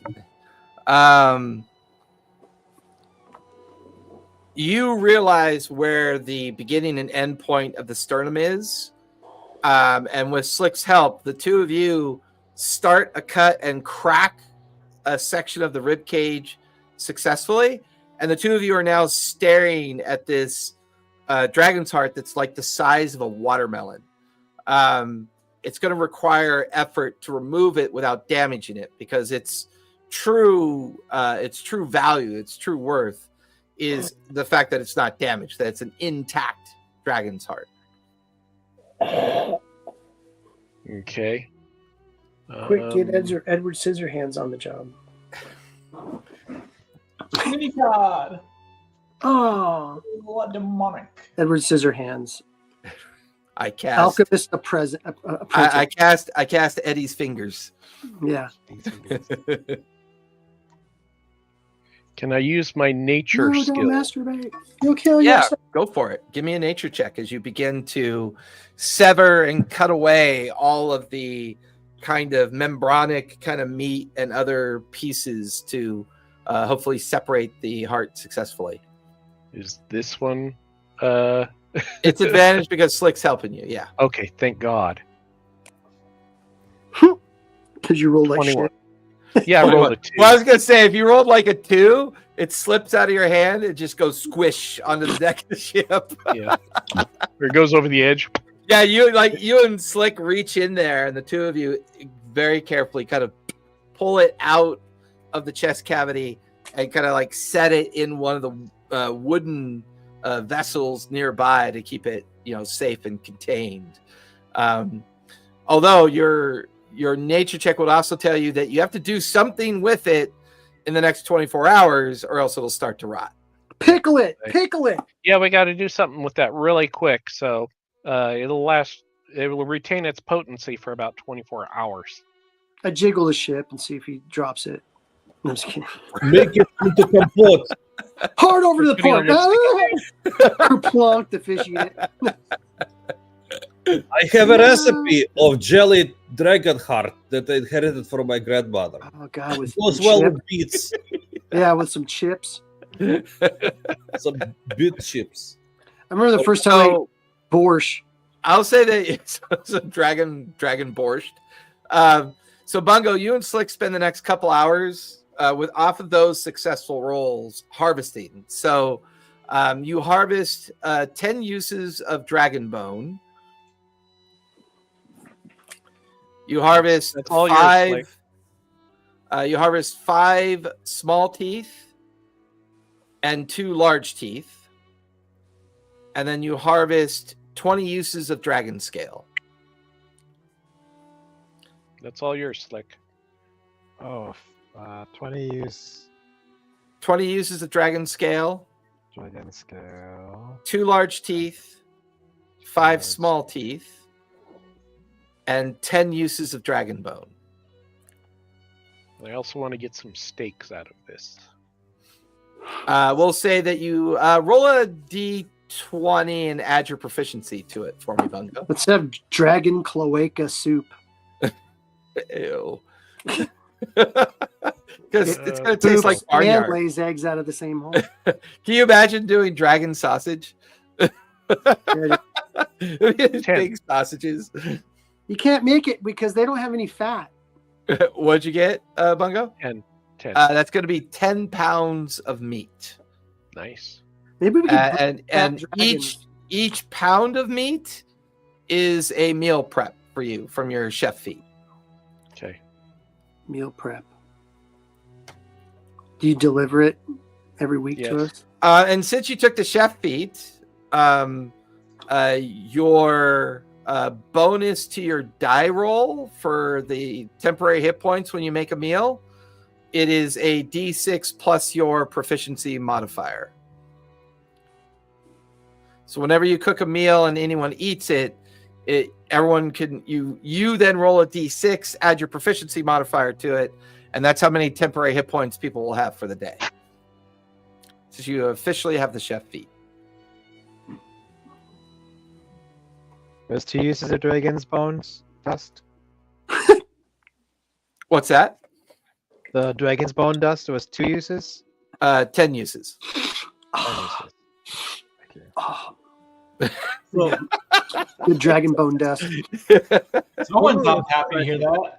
We should make some scrimshaw. I take some dragon dust and me and Mordain go back in the back room. Make some erotic scrimshaw on the dragon teeth. Yeah. You don't gotta tell me twice. Oh my That's god. a good time. Remember, while we're doing this, Kunal wants to try something. Here we go.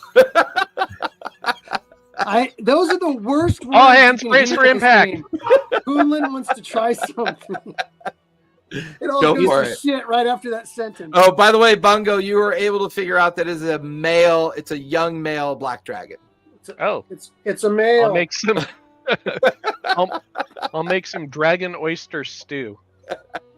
Yeah, feel free. There's Oh, yeah. definitely enough there. Yeah. succulent. Succulent. Everyone gets a D6 Moist of and roid succulent. rage. Yeah, isn't that like a super aphrodisiac? Mordain wants 2 helpings. Yeah, you guys don't see Zephora and Mordain for like a week. Mordain back of comes the out ship with is rug just bouncing. burns. Don't touch it. Don't touch it. When you guys finally see the captain and Mordain, you're like, they've lost like 10 pounds. They're emaciated, dehydrated. Not with the help of those dragon balls. Yeah, that they distinguish got something. powdered donut rings around their nostrils. Water! Hydration! Killing me, Small. Killing me. Where's Gatorade? You think Zevora is bad now? Wait till she's pregnant. All right, Kunlin, what are you trying to do? See how we were deflecting? We figured if we talked about something else, Kunlin would forget what he was about to do. Thank God. Kunlun The death of us all. smears himself with the innards. Oh, of the God damn dragon. it. He collects the dragon poop. And he like crawls into the dragon, like into the body of the dragon. Yeah, and it's like body, like you go full on Into the Luke skull Skywalker intestine. into the Tauntaun. And It just- as he does that, he tries to join his consciousness with the departing consciousness of the dragon. Ooh, you know, when we do that effect, what's your strongest ability or skill for that effect? Do you think? What skill should we base that off of? I don't know. Because I mean, telepathic is technically like what, wisdom, intelligence, kind of, right? Yeah. Spare the dying on the dragon. Which one's better for you, wisdom or intelligence? Wisdom Wisdom. What's your bonus on wisdom? +5. +5. Yeah, that's a good one. Give me a good old fashioned wisdom save, because you'll probably have a higher roll with a wisdom save. Oh, Your shit. wisdom's telling you don't do it. What'd you get? 11. 11? Yeah. Not high enough to make a connection with the spirit of the creature. Had you been successful at that, possibly you could have learned the origin of where it came from. But for now, it's more of a kind of rolling around in coagulated blood and innards of a dragon that don't seem to be talking to you, don't seem to be sharing the spirit of itself. Okay. He then tries to kind of like, I don't know, join to the virility of the dragon to see if that can like, if he can learn any kind of like skills or any kind of like energy from, from the departing, again, energy of the dragon. Give me another wisdom save.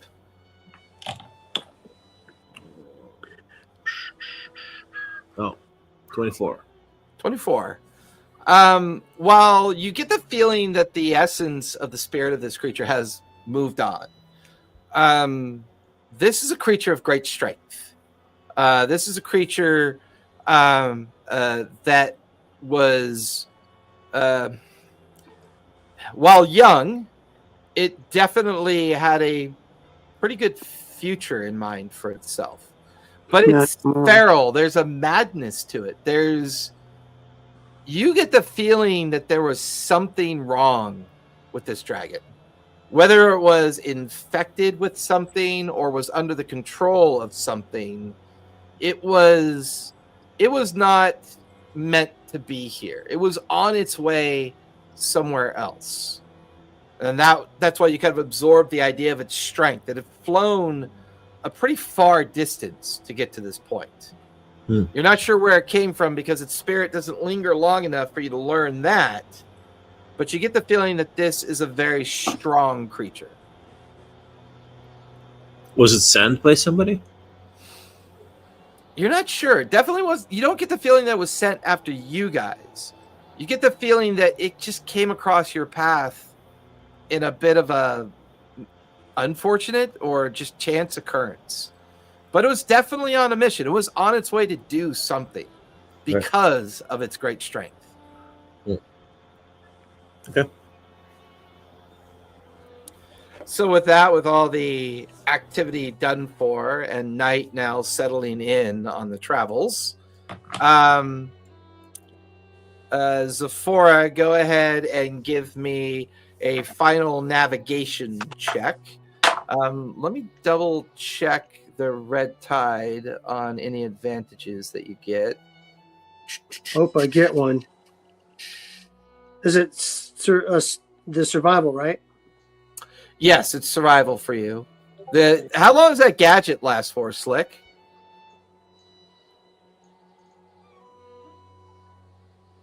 Oh, you've got a crew quality score of +4, so you can add an additional 4 to your survival roll Good. on top of your normal modifier. Gadget lasts for 24 hours. So, Okay, and you get advantage. all right. So 17. 17. You still have 2 more days worth of travel to get to the Southern Isles. You're wrapping up your second day of travel, and you have 2 remaining days till you reach the area that the Southern Isles should be located in.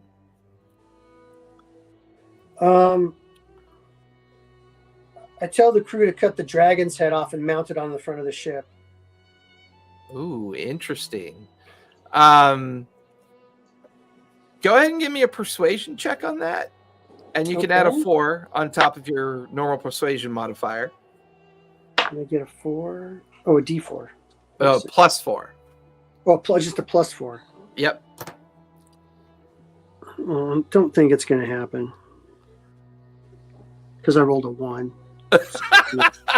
A 2 + 4. That is a problem.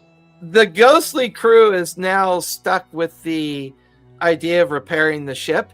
They just don't seem to pay attention to the order. Either they don't comprehend it, or they simply don't see its value or importance. Whatever, fine.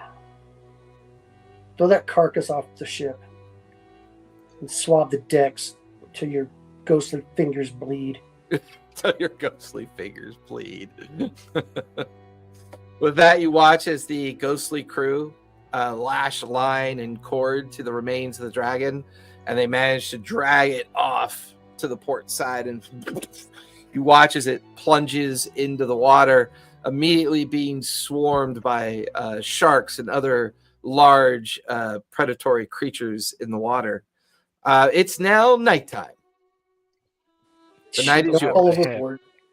We still have the head. The skull is going on the prow. Yes, you've maintained the head to the eventually head. That's the turn crown. it into something that can be mounted, but it needs to be kind of preserved and treated and managed so it doesn't rot on the prow of the ship. So it's going to take some effort at some point to Cast, what is it? What's the thing that keeps it from rotting? gentle repose. If gentle anyone has it. repose. Someone cast gentle repose on it. I don't have. So I'll that, just have but a I think I severed have dragon's something. head for the front. I think that's normally a cleric ability. I don't think you guys have a cleric. I don't got that. I think Mordain has I'm scared of gentle. dying. He has Yeah. gentle touchings of Zephora. I have Actually, high- not so gentle. All right. Well, Yes, gentle repose is a 2nd level necromancy spell. Clerics, I have- paladins, wizards, circle of the spore, druids, and grave domain clerics have it. Oh my god, 3 of the cameras are off. That cracks me up.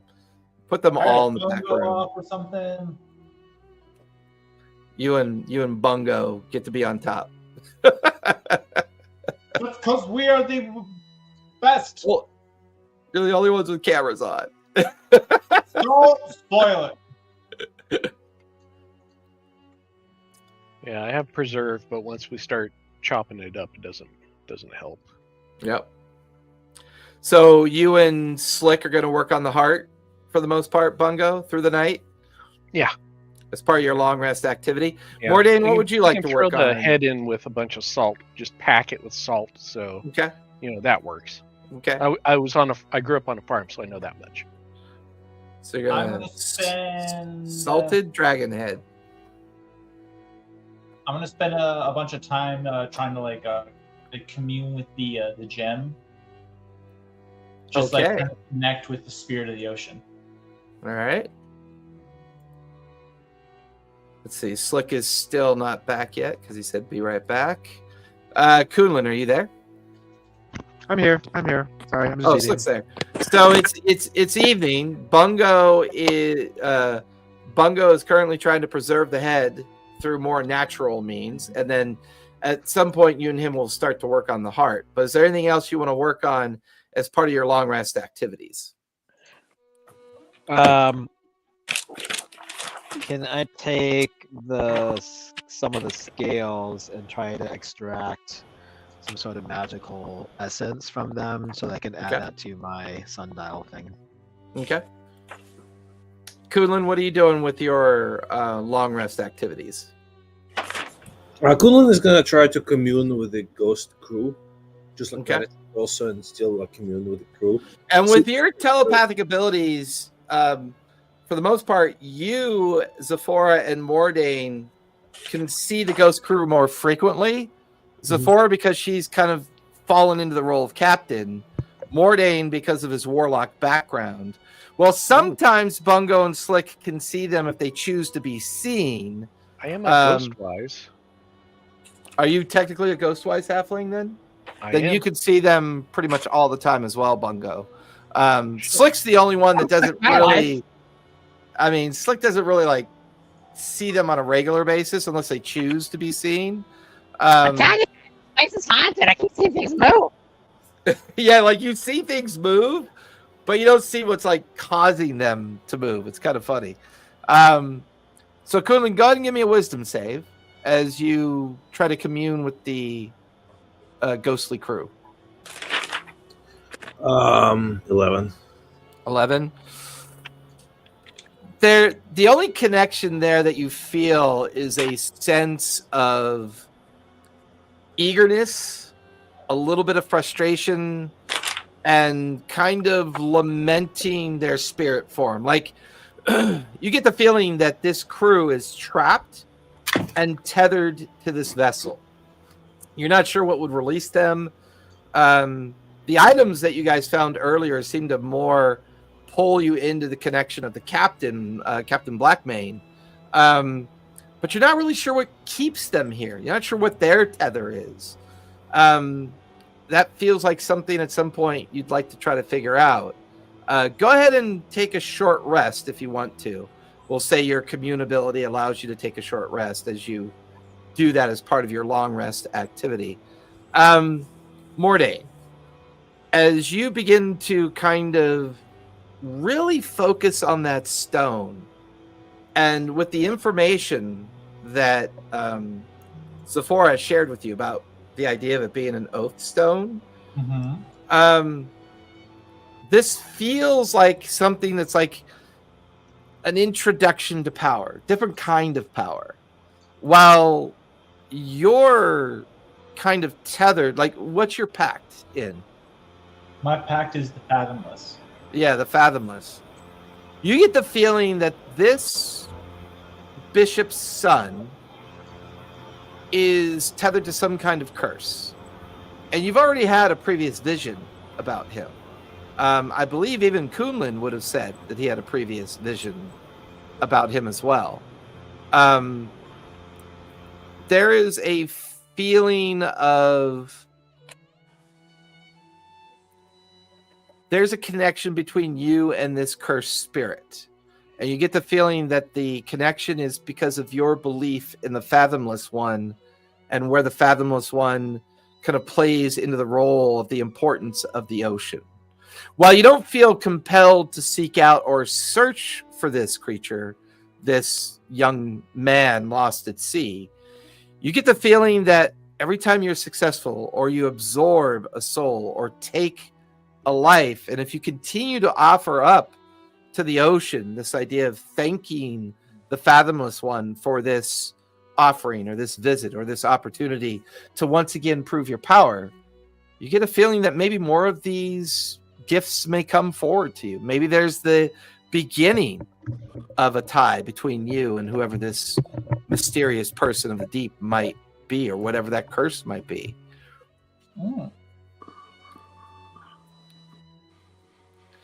But it's Okay. definitely a stone designed to help you cast your power, which is why it gives you advantage on spell casting rolls. But it's a single use item. So once you declare its use, the energy and the signet will be absorbed and burnt up. Would I be able to tinker around and work with some alchemy stuff to maybe push the limits on that? As a separate long rest effort, right now you're working on the scales and the hot bungo. That would be something. But it's something you know, could definitely try to give it a- tinker with. Yeah, absolutely. Okay, cool. Uh, Charges. Zafar, what are you doing with your long rest activity? I wanna like.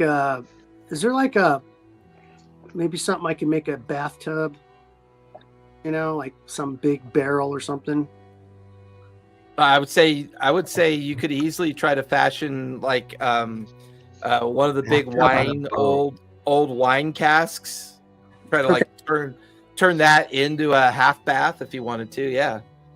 Yeah, I'm Zafar, gonna do that. I found these ceramic bits and pieces here. Maybe I can weld them together for a nice bathtub for you. Bathwater, I'll use it for cooking. All right. Yeah. Oh, shit. For cooking. Sorry, Zafar. We gotta use it for cooking. We gotta eat more than you gotta Charge you clean. for it. I'll charge you for my bathwater. Yeah, so I'll put that in the Captain's quarters. Okay. And then get a brazier in there to heat up some one of the stones from. So from the fire's cap- okay Oh. now if it's for your pansy ass? Well, you guys I'm are the captain. I get to do whatever I I don't want. even care. You guys were like, no, we're still going to do it. I'm like, all right. Guess we don't have to worry about fire. And I'll heat one of those rocks up so I can like put it in the water later and like make it into like a hot bath. Yeah, I love it. That'll be part of your long rest activity. Having the ghostly crew keep watch means that you guys don't need to keep a watch while on the ship. The other thing too is whenever you take a short rest on the ship, it is equivalent to a long rest, but you have to beat a DC con save of 13 or higher to take that advantage. And we'll say that you guys learn about that through Kunlin's kind of interaction with the ghostly crew. Suck and Bungo, because you're dedicating your downtime to the scales and the heart, we'll say that you spend the evening preserving the heart to keep it from rotting. Slick, roll a d6 for me, if you would, please. 3.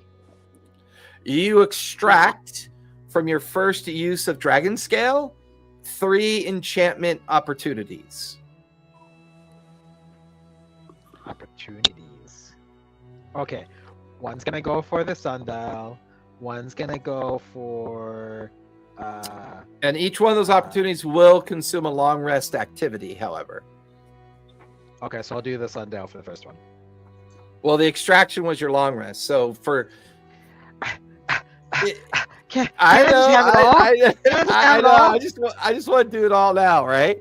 So during your next long rest activity, you can take advantage of one of those opportunities. Okay, good. Just keep track of the fact that you have 3 of them currently. Apparently, Bungo, you now have a preserved dragon head and a preserved dragon heart, along with some remaining scales and bones if Slick decides to share. Is there party loot somewhere where we can just put all this stuff in? I think in the inventory, there's an inventory option. Yeah, we've been putting it in party inventory. I was going to say slick sinking. Yeah, I was looking on my notes. I can't see where I wrote down the poison does. Remember, I was going to like use it in drinks and stuff, and it was going to do stuff. You're going to try to refine it and turn it into Right. something. Right. Yeah. I mean, at this point, you know that it's a what do we say? A DC 15 con or higher to save. and it's a 3. Did I say 3d6 or 3d8 poison damage? 3d8. 3d8 poison damage. So that's its base value. Yeah. If you were to recruit Slick and maybe do some alchemy activity or learn alchemy yourself, you could then attempt to distill and make the poison do more than what it's capable of. But that's yeah. a skill. I was going to use it with the captain and the crew to like make them compliant. It's years and years of study when you have to go to special colleges for alchemy. You don't got That's to do Make Doctors who report to compliant. you. Your crew is ghostly. They can't be poisoned. They're immune to poison. I don't mean them. Oh, who? These guys. These bozos over here. Which begs the question. At some point, you have to decide. Technically, you're captain, right, Sephora? You've taken on that role. They made me captain. Okay. Well, I'm just saying. You're taking the moniker though. I mean, you've been fitting the boots quite nicely. So. Oh my God! They can call you Captain Zap, like Captain Zap Brannigan from Okay. Futurama. Okay, that sounds good. But you still need a first mate, a bosun, and a quartermaster, because you have to have named officers to get an additional bonus on the vessel. Yeah. What does quartermaster do? Quartermaster is the is responsible for navigation, navigation and equipment. Oh wait, navigator. I need to add that to the list. So there's captain, first mate, bosun, quartermaster, and navigator. Those are the 5 officer choices. Currently, Zephora is captain. There's 4 other titles that need to be applied so you can get the full benefit of the crew's quality check. So you guys can pick. When everyone deals with like artificer type stuff. That would be bosun. That's carpenter, tools, repair, like managing the repair of the ship would be the bosun. I'll be bosun. Okay, so Slick is bosun. I'll write this shit down now. Picking Quartermaster is in charge of the provisions and equipment stored on the ship, including the armory, weapons, and the mangles and ballista and all that fun stuff. Master at Arms is weapons. Quartermasters is equipment. Wait a Yeah, minute, but we're combining because we only need 5. So Okay. quartermaster is both. So what's the other ones? There's bosun, quartermaster, Navigator, first Navigator. mate, and captain. first mate. I know who's my first mate. I should probably be quartermaster. That's a good choice because food. first mate is charisma based. Perfect, Mordain. You're my first mate. Literally. Oh dear. You talk so sweet to me. So, and then navigator. What's that? What do you use that? Navigator is going to be wisdom. I'll be navigator. Okay, good. Kunlun will be navigator. Kunlun will be navigator. Oh, that's where that static's coming from. It's coming from Kunlun's microphone. And then You the crazy guy in charge of our weaponry and our rations? No, I Kunlun's guess navigator. Bungo's going to be quartermaster. Yeah, Bungo's quartermaster. It Okay. goes with the food. Oh. Bungo, quartermaster / cook / possibly being thrown overboard for being a bad cook. So the normal crew quality score of +4 will now permanently apply. So whenever you guys ever take any crew-based actions on the ship, including firing the ballista, the mangles, or any kind of crew-based action, you get an additional +4 to your roll for that. Okay. All right. Cool. The ship actions are move, fire ballista, and fire mangonels. The deck features are just the physical activity. So there's an upgrade option for the ship, Bungo. The red dragon figurehead. So the dragon figurehead. It's an expensive option. It's 15,000 gold pieces to make it happen. And it's about it'll be 1d4 weeks of work. But once you get it made and mounted onto the ship, once per minute, it can exhale flame in a 60-foot cone. And it's a DC 12 deck save. and it does 66 fire damage. So that's one available upgrade to the ship. And then, of course, there's the smuggler's banner, but you got to find that. That actually allows you to teleport ship and creatures aboard up to 3 miles to a known destination. And then it recharges on a 2d6 number of days. Are these the things that were like missing when we? Yeah, first these found are it? two of the things that are missing. The third thing that's missing is Toll the Bell, which is the quartermaster's bell that rings. It's the first mate's bell that rings the crew to quarters. So in the future, if you ever find that bell that's supposed to be part of the Red Tide, you can use it to summon the crew to battle stations, which is why they couldn't help you during the last time. So these are the three things that are currently missing that you'd be familiar with because of your interaction with the ship and the crew and all the 2 days worth of activities that you've been doing. While I'm down in my workshop, working on the scale stuff or whatever, is my name still on the ship? Yeah, oh yeah, the name and today's date. Okay. Do you share that with anybody else? No, because no one's around me. No, because nobody's around me. I think you told me That's fair. I saw mine too. When we were going to find hiding places, I think you said that I saw my name where I pulled out the patch. I might have told Bungle. Yeah, I might have told him. Yeah.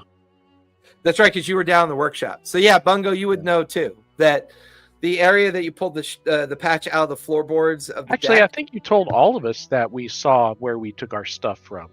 Because I remember I think Ivar because going, "Oh, shit." It was during the dragon's initial sighting, and Slick had run down below, Okay. and then you had run down Yeah, below my for some reason as contraption. well, and the two of you realized something was going on with that. Got it. But I'm sure it's in the I probably recap. would have talked to Bungo or mentioned something to Bungo about just because we had that interaction about you found this, I found that kind of thing. Right. So I think Yeah. he would know. All right, so everyone go ahead and click off your long rest. It's now the following morning, day 3 of your travels towards the South Isles. The day is yours. What would you guys like to do? Long rest. I can't find it. Damn it. What would I like to do? Oh, there it is. Long rest. Hey, Sephora, good morning! Good morning, Captain! Right on Captain, it, bushy tails! hey, Slick. Sephora just closes the door. Wait a minute! Hey, do you have anything that I can tinker with? I got some pretty cool stuff from these dragon scales, and I can probably, work on enchanting things. You seem pretty enchanting already. I know Mordain was saying a lot about you. But that's none of my business. Anyways. Mordain just comes around the corner and Sleek says that the fuck you saying? Oh, hi, Mordain! Zafora was saying so much about you, but it's none of my business.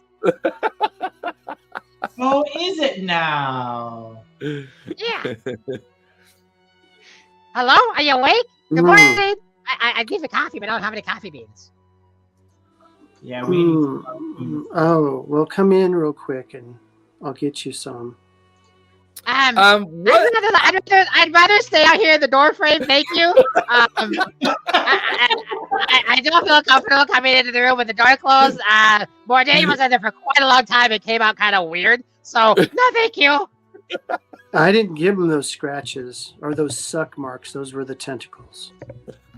Again, not my business. Do you have something I can enchant for you? Yes, come in. Just hand it to me. It'd be great. You've got long arms. But These Slick- short feet, I can't want. I'm Slick, not going in there. you gotta, Slick, if you want to enchant it, you gotta take it.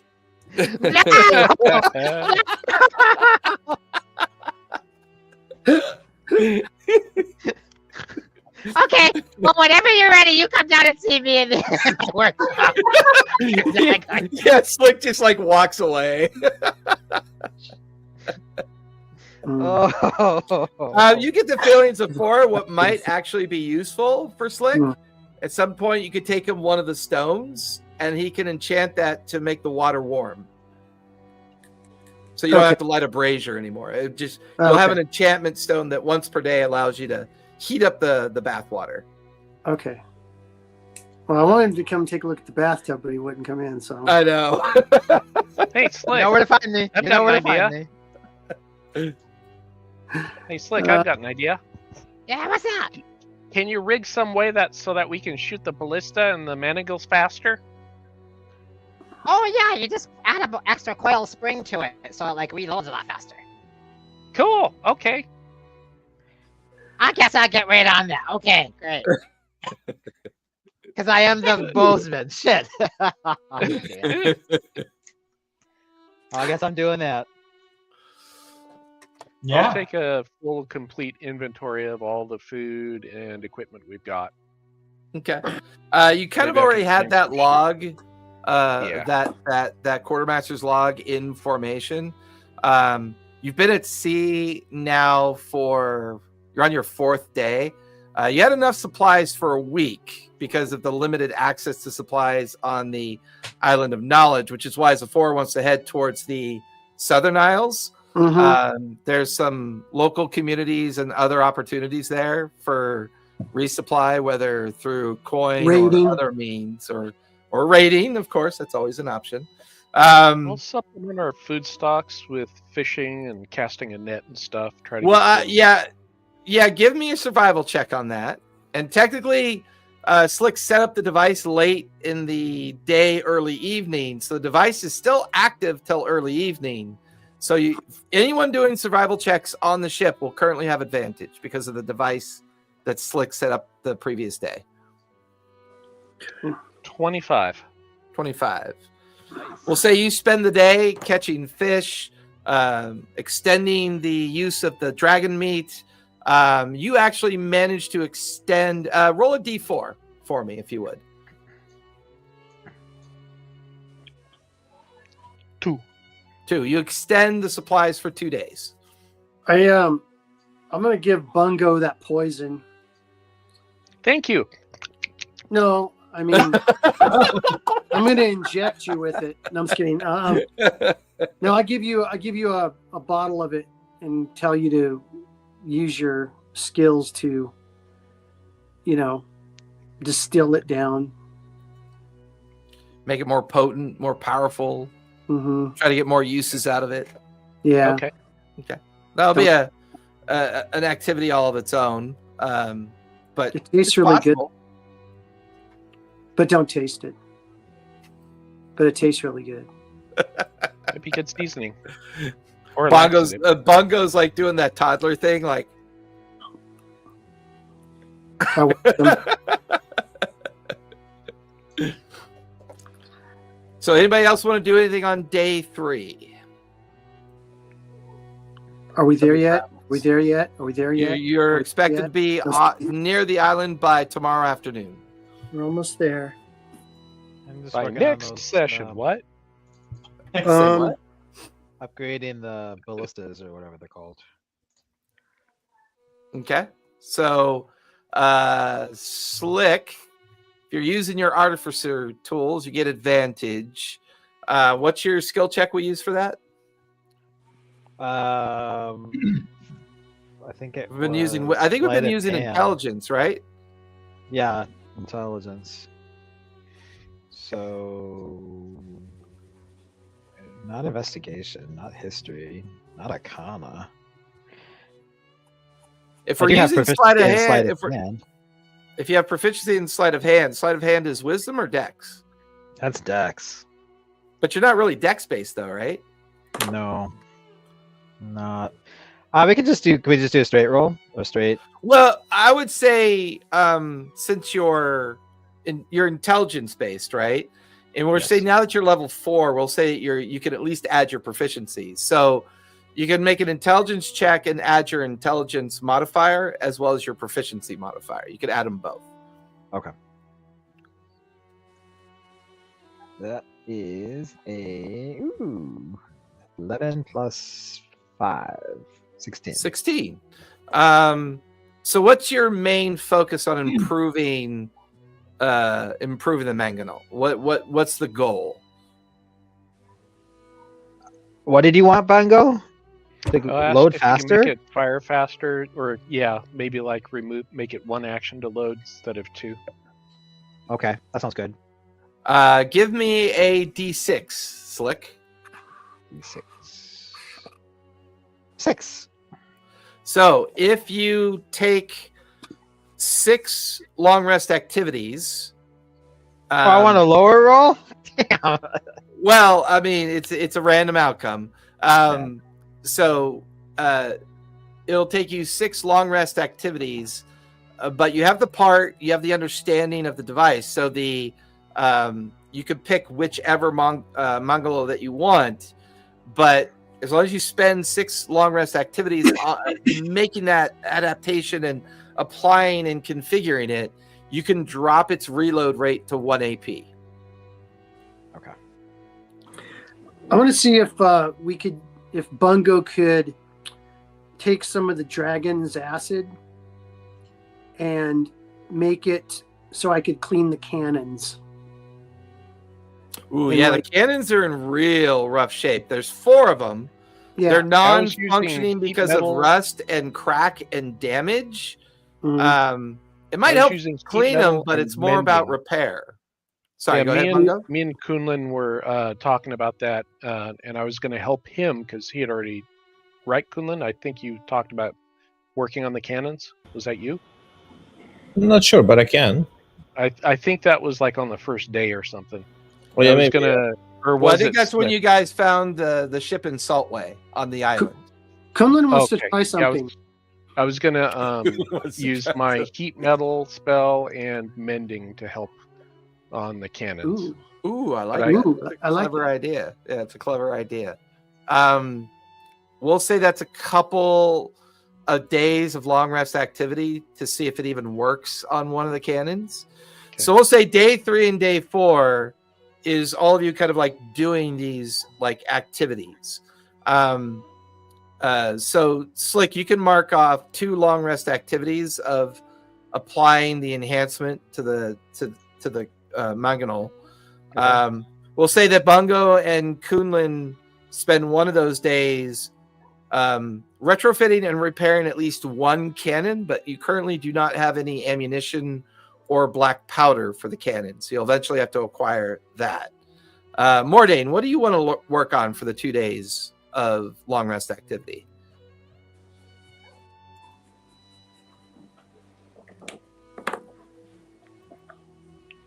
That's his. Mordain That's is his. a- That's his Atlas thinking thought right there. That's his. Well, I'm trying to also keep like in the role play of it. Like how do I No, keep no. true to the character? Yeah. I'd say he's now that he's really connected with kind of like taking a step to understanding what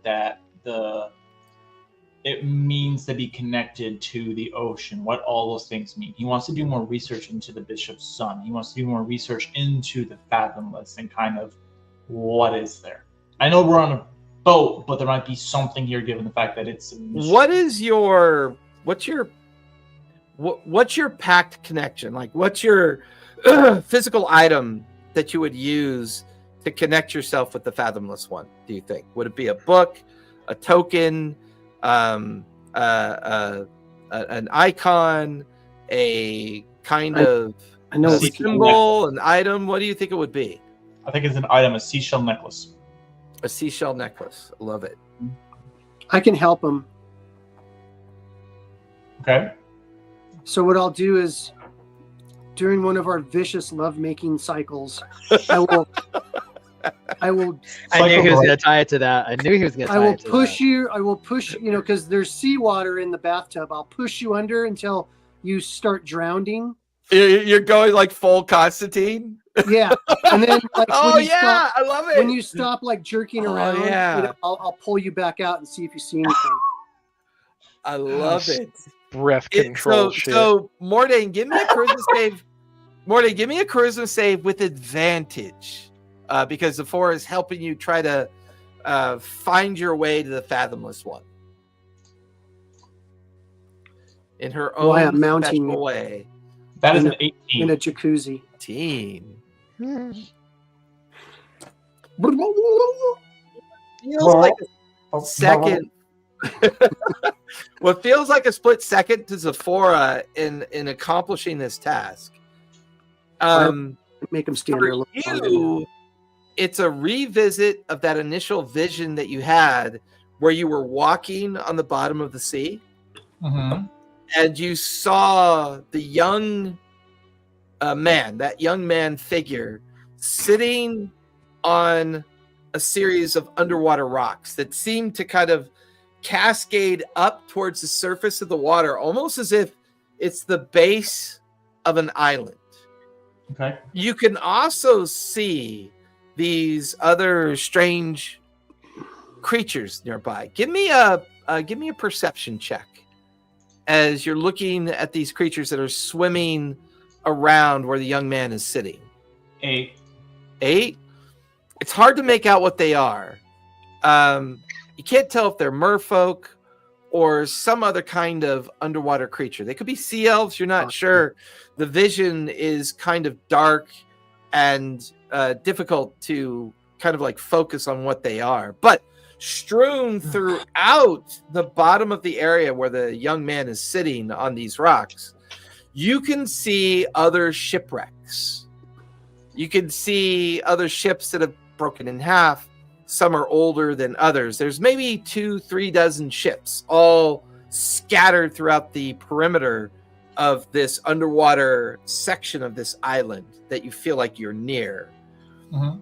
The young man sees you and stands up on the ground underwater in front of you, and he points away from himself towards the ships in the background. As you turn to look at what he's pointing at, you can see the remains of dozens of sailors that all appear to be under the same kind of curse that maybe this young man is under. But you get the feeling that he's pointing at a particular ship. Do you want to walk towards that ship? Yes, I want to walk towards that ship. As you could no longer breathe, you're now struggling for air. Your vision I made is sure of that. dimming and coming in and out as you begin to stagger towards the vessel that he's pointed at. Okay. As you get nearer to it and nearer to it, you begin to realize that unlike all the other vessels that are broken and shattered all around it, this vessel is mostly intact with the exception of a piece of the hull that looks like something took a big, like massive bite out of it. And as you move closer and closer, you watch as a massive tentacle comes out of the darkness. Then another massive tentacle comes out of the darkness. And you watch as this single massive kraken's eye just kind of blinks at you at that moment. But then you look up at the prow of the ship where you would expect to see the name of the ship. And it's a pretty good sized galley. It's a war galley from what you can tell. And stenciled in rotted paint with barnacles and algae kind of growing off of it, you could see the name SS Tobias written on the side of the vessel.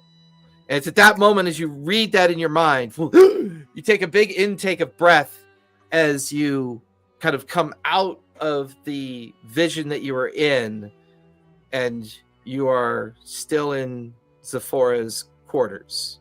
Zephora! The things you experience, the life at the very edge, you should try sometime. I push his head back down under. So he's No, wrong answer. Try again. Try again.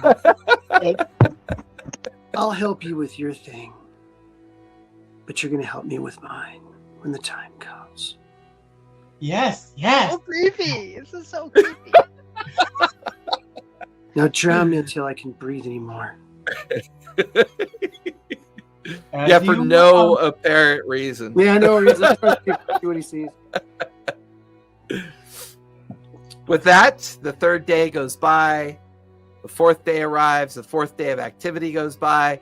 And by midday, Kunlun calls out land ho off in the distance as you begin to see the first small chain of islands that begin to arrive off on the horizon.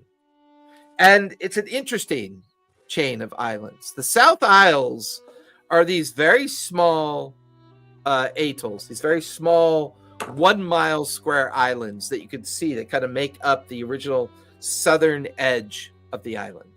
However, off in the distance, you can see the southern shore of the southern isle itself, the main isle. And about 2 miles off in the distance, you can make out the kind of like the telltale signs of a coastal village, which, looking at the map, you believe that to be Ember Mist. So you're kind of coming up on the southern side of the isle. Out on the open water, you can see small sea vessels. You can see small sailing ships. You see the occasional sloop or simple cargo vessel that's coming in and out of the small Evermist port that you can kind of see. It's a series of maybe 6 docks. There's a small bay off of its coast. There's at least a dozen heavy ships anchored in that bay. This is a busy port. A lot of activity going on this side of the island. Kunlun, as you pan the spyglass off to the right to look for the what you believe to be known as the dunes of Catharia, which are this desert-like spit that kind of arcs off the southern edge of the island, you could tell that part of the island is mostly abandoned. Not a lot of sign of activity. There's a small stream that inlets into the area, and then you can see the rolling dunes that kind of cascade up towards the jungle off in the distance. Give me perception with advantage, if you would, please. Perception. Because you're using the spyglass of alert. 12. 12. I put the DC as a 10 because you're familiar with the ship. Anchored along with the other ships that are out on the coastal eddies of Evermist, you recognize that one of the ships is the Leviathan, Captain Sable's flagship, your former captain.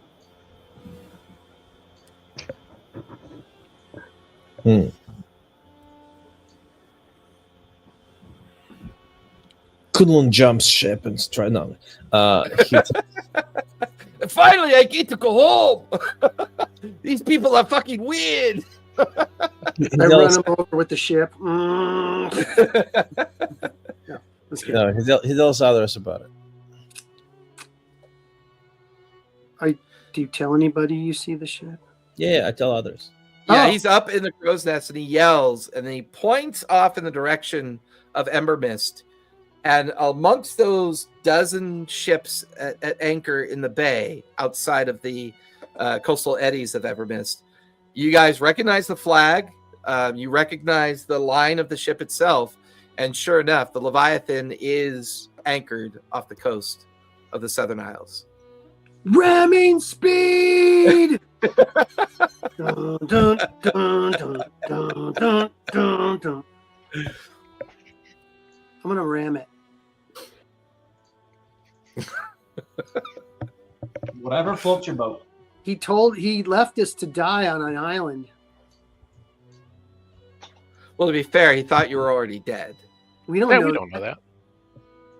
Well, no, you inferred that when you found the skeletons that were pulled out of the Well, body we of the inferred snake. it, but it still pisses me off. I don't give a shit.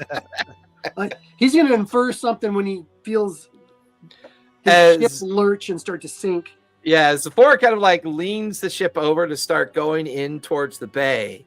to make anchor or to possibly attack the Leviathan. Kunlin, Oh, you maybe we should notice Liquor. I don't know. Kunlin, you notice a smaller vessel with a little puff of smoke and steam coming out of this vessel that's maybe about 30 feet long, only about 10 feet wide.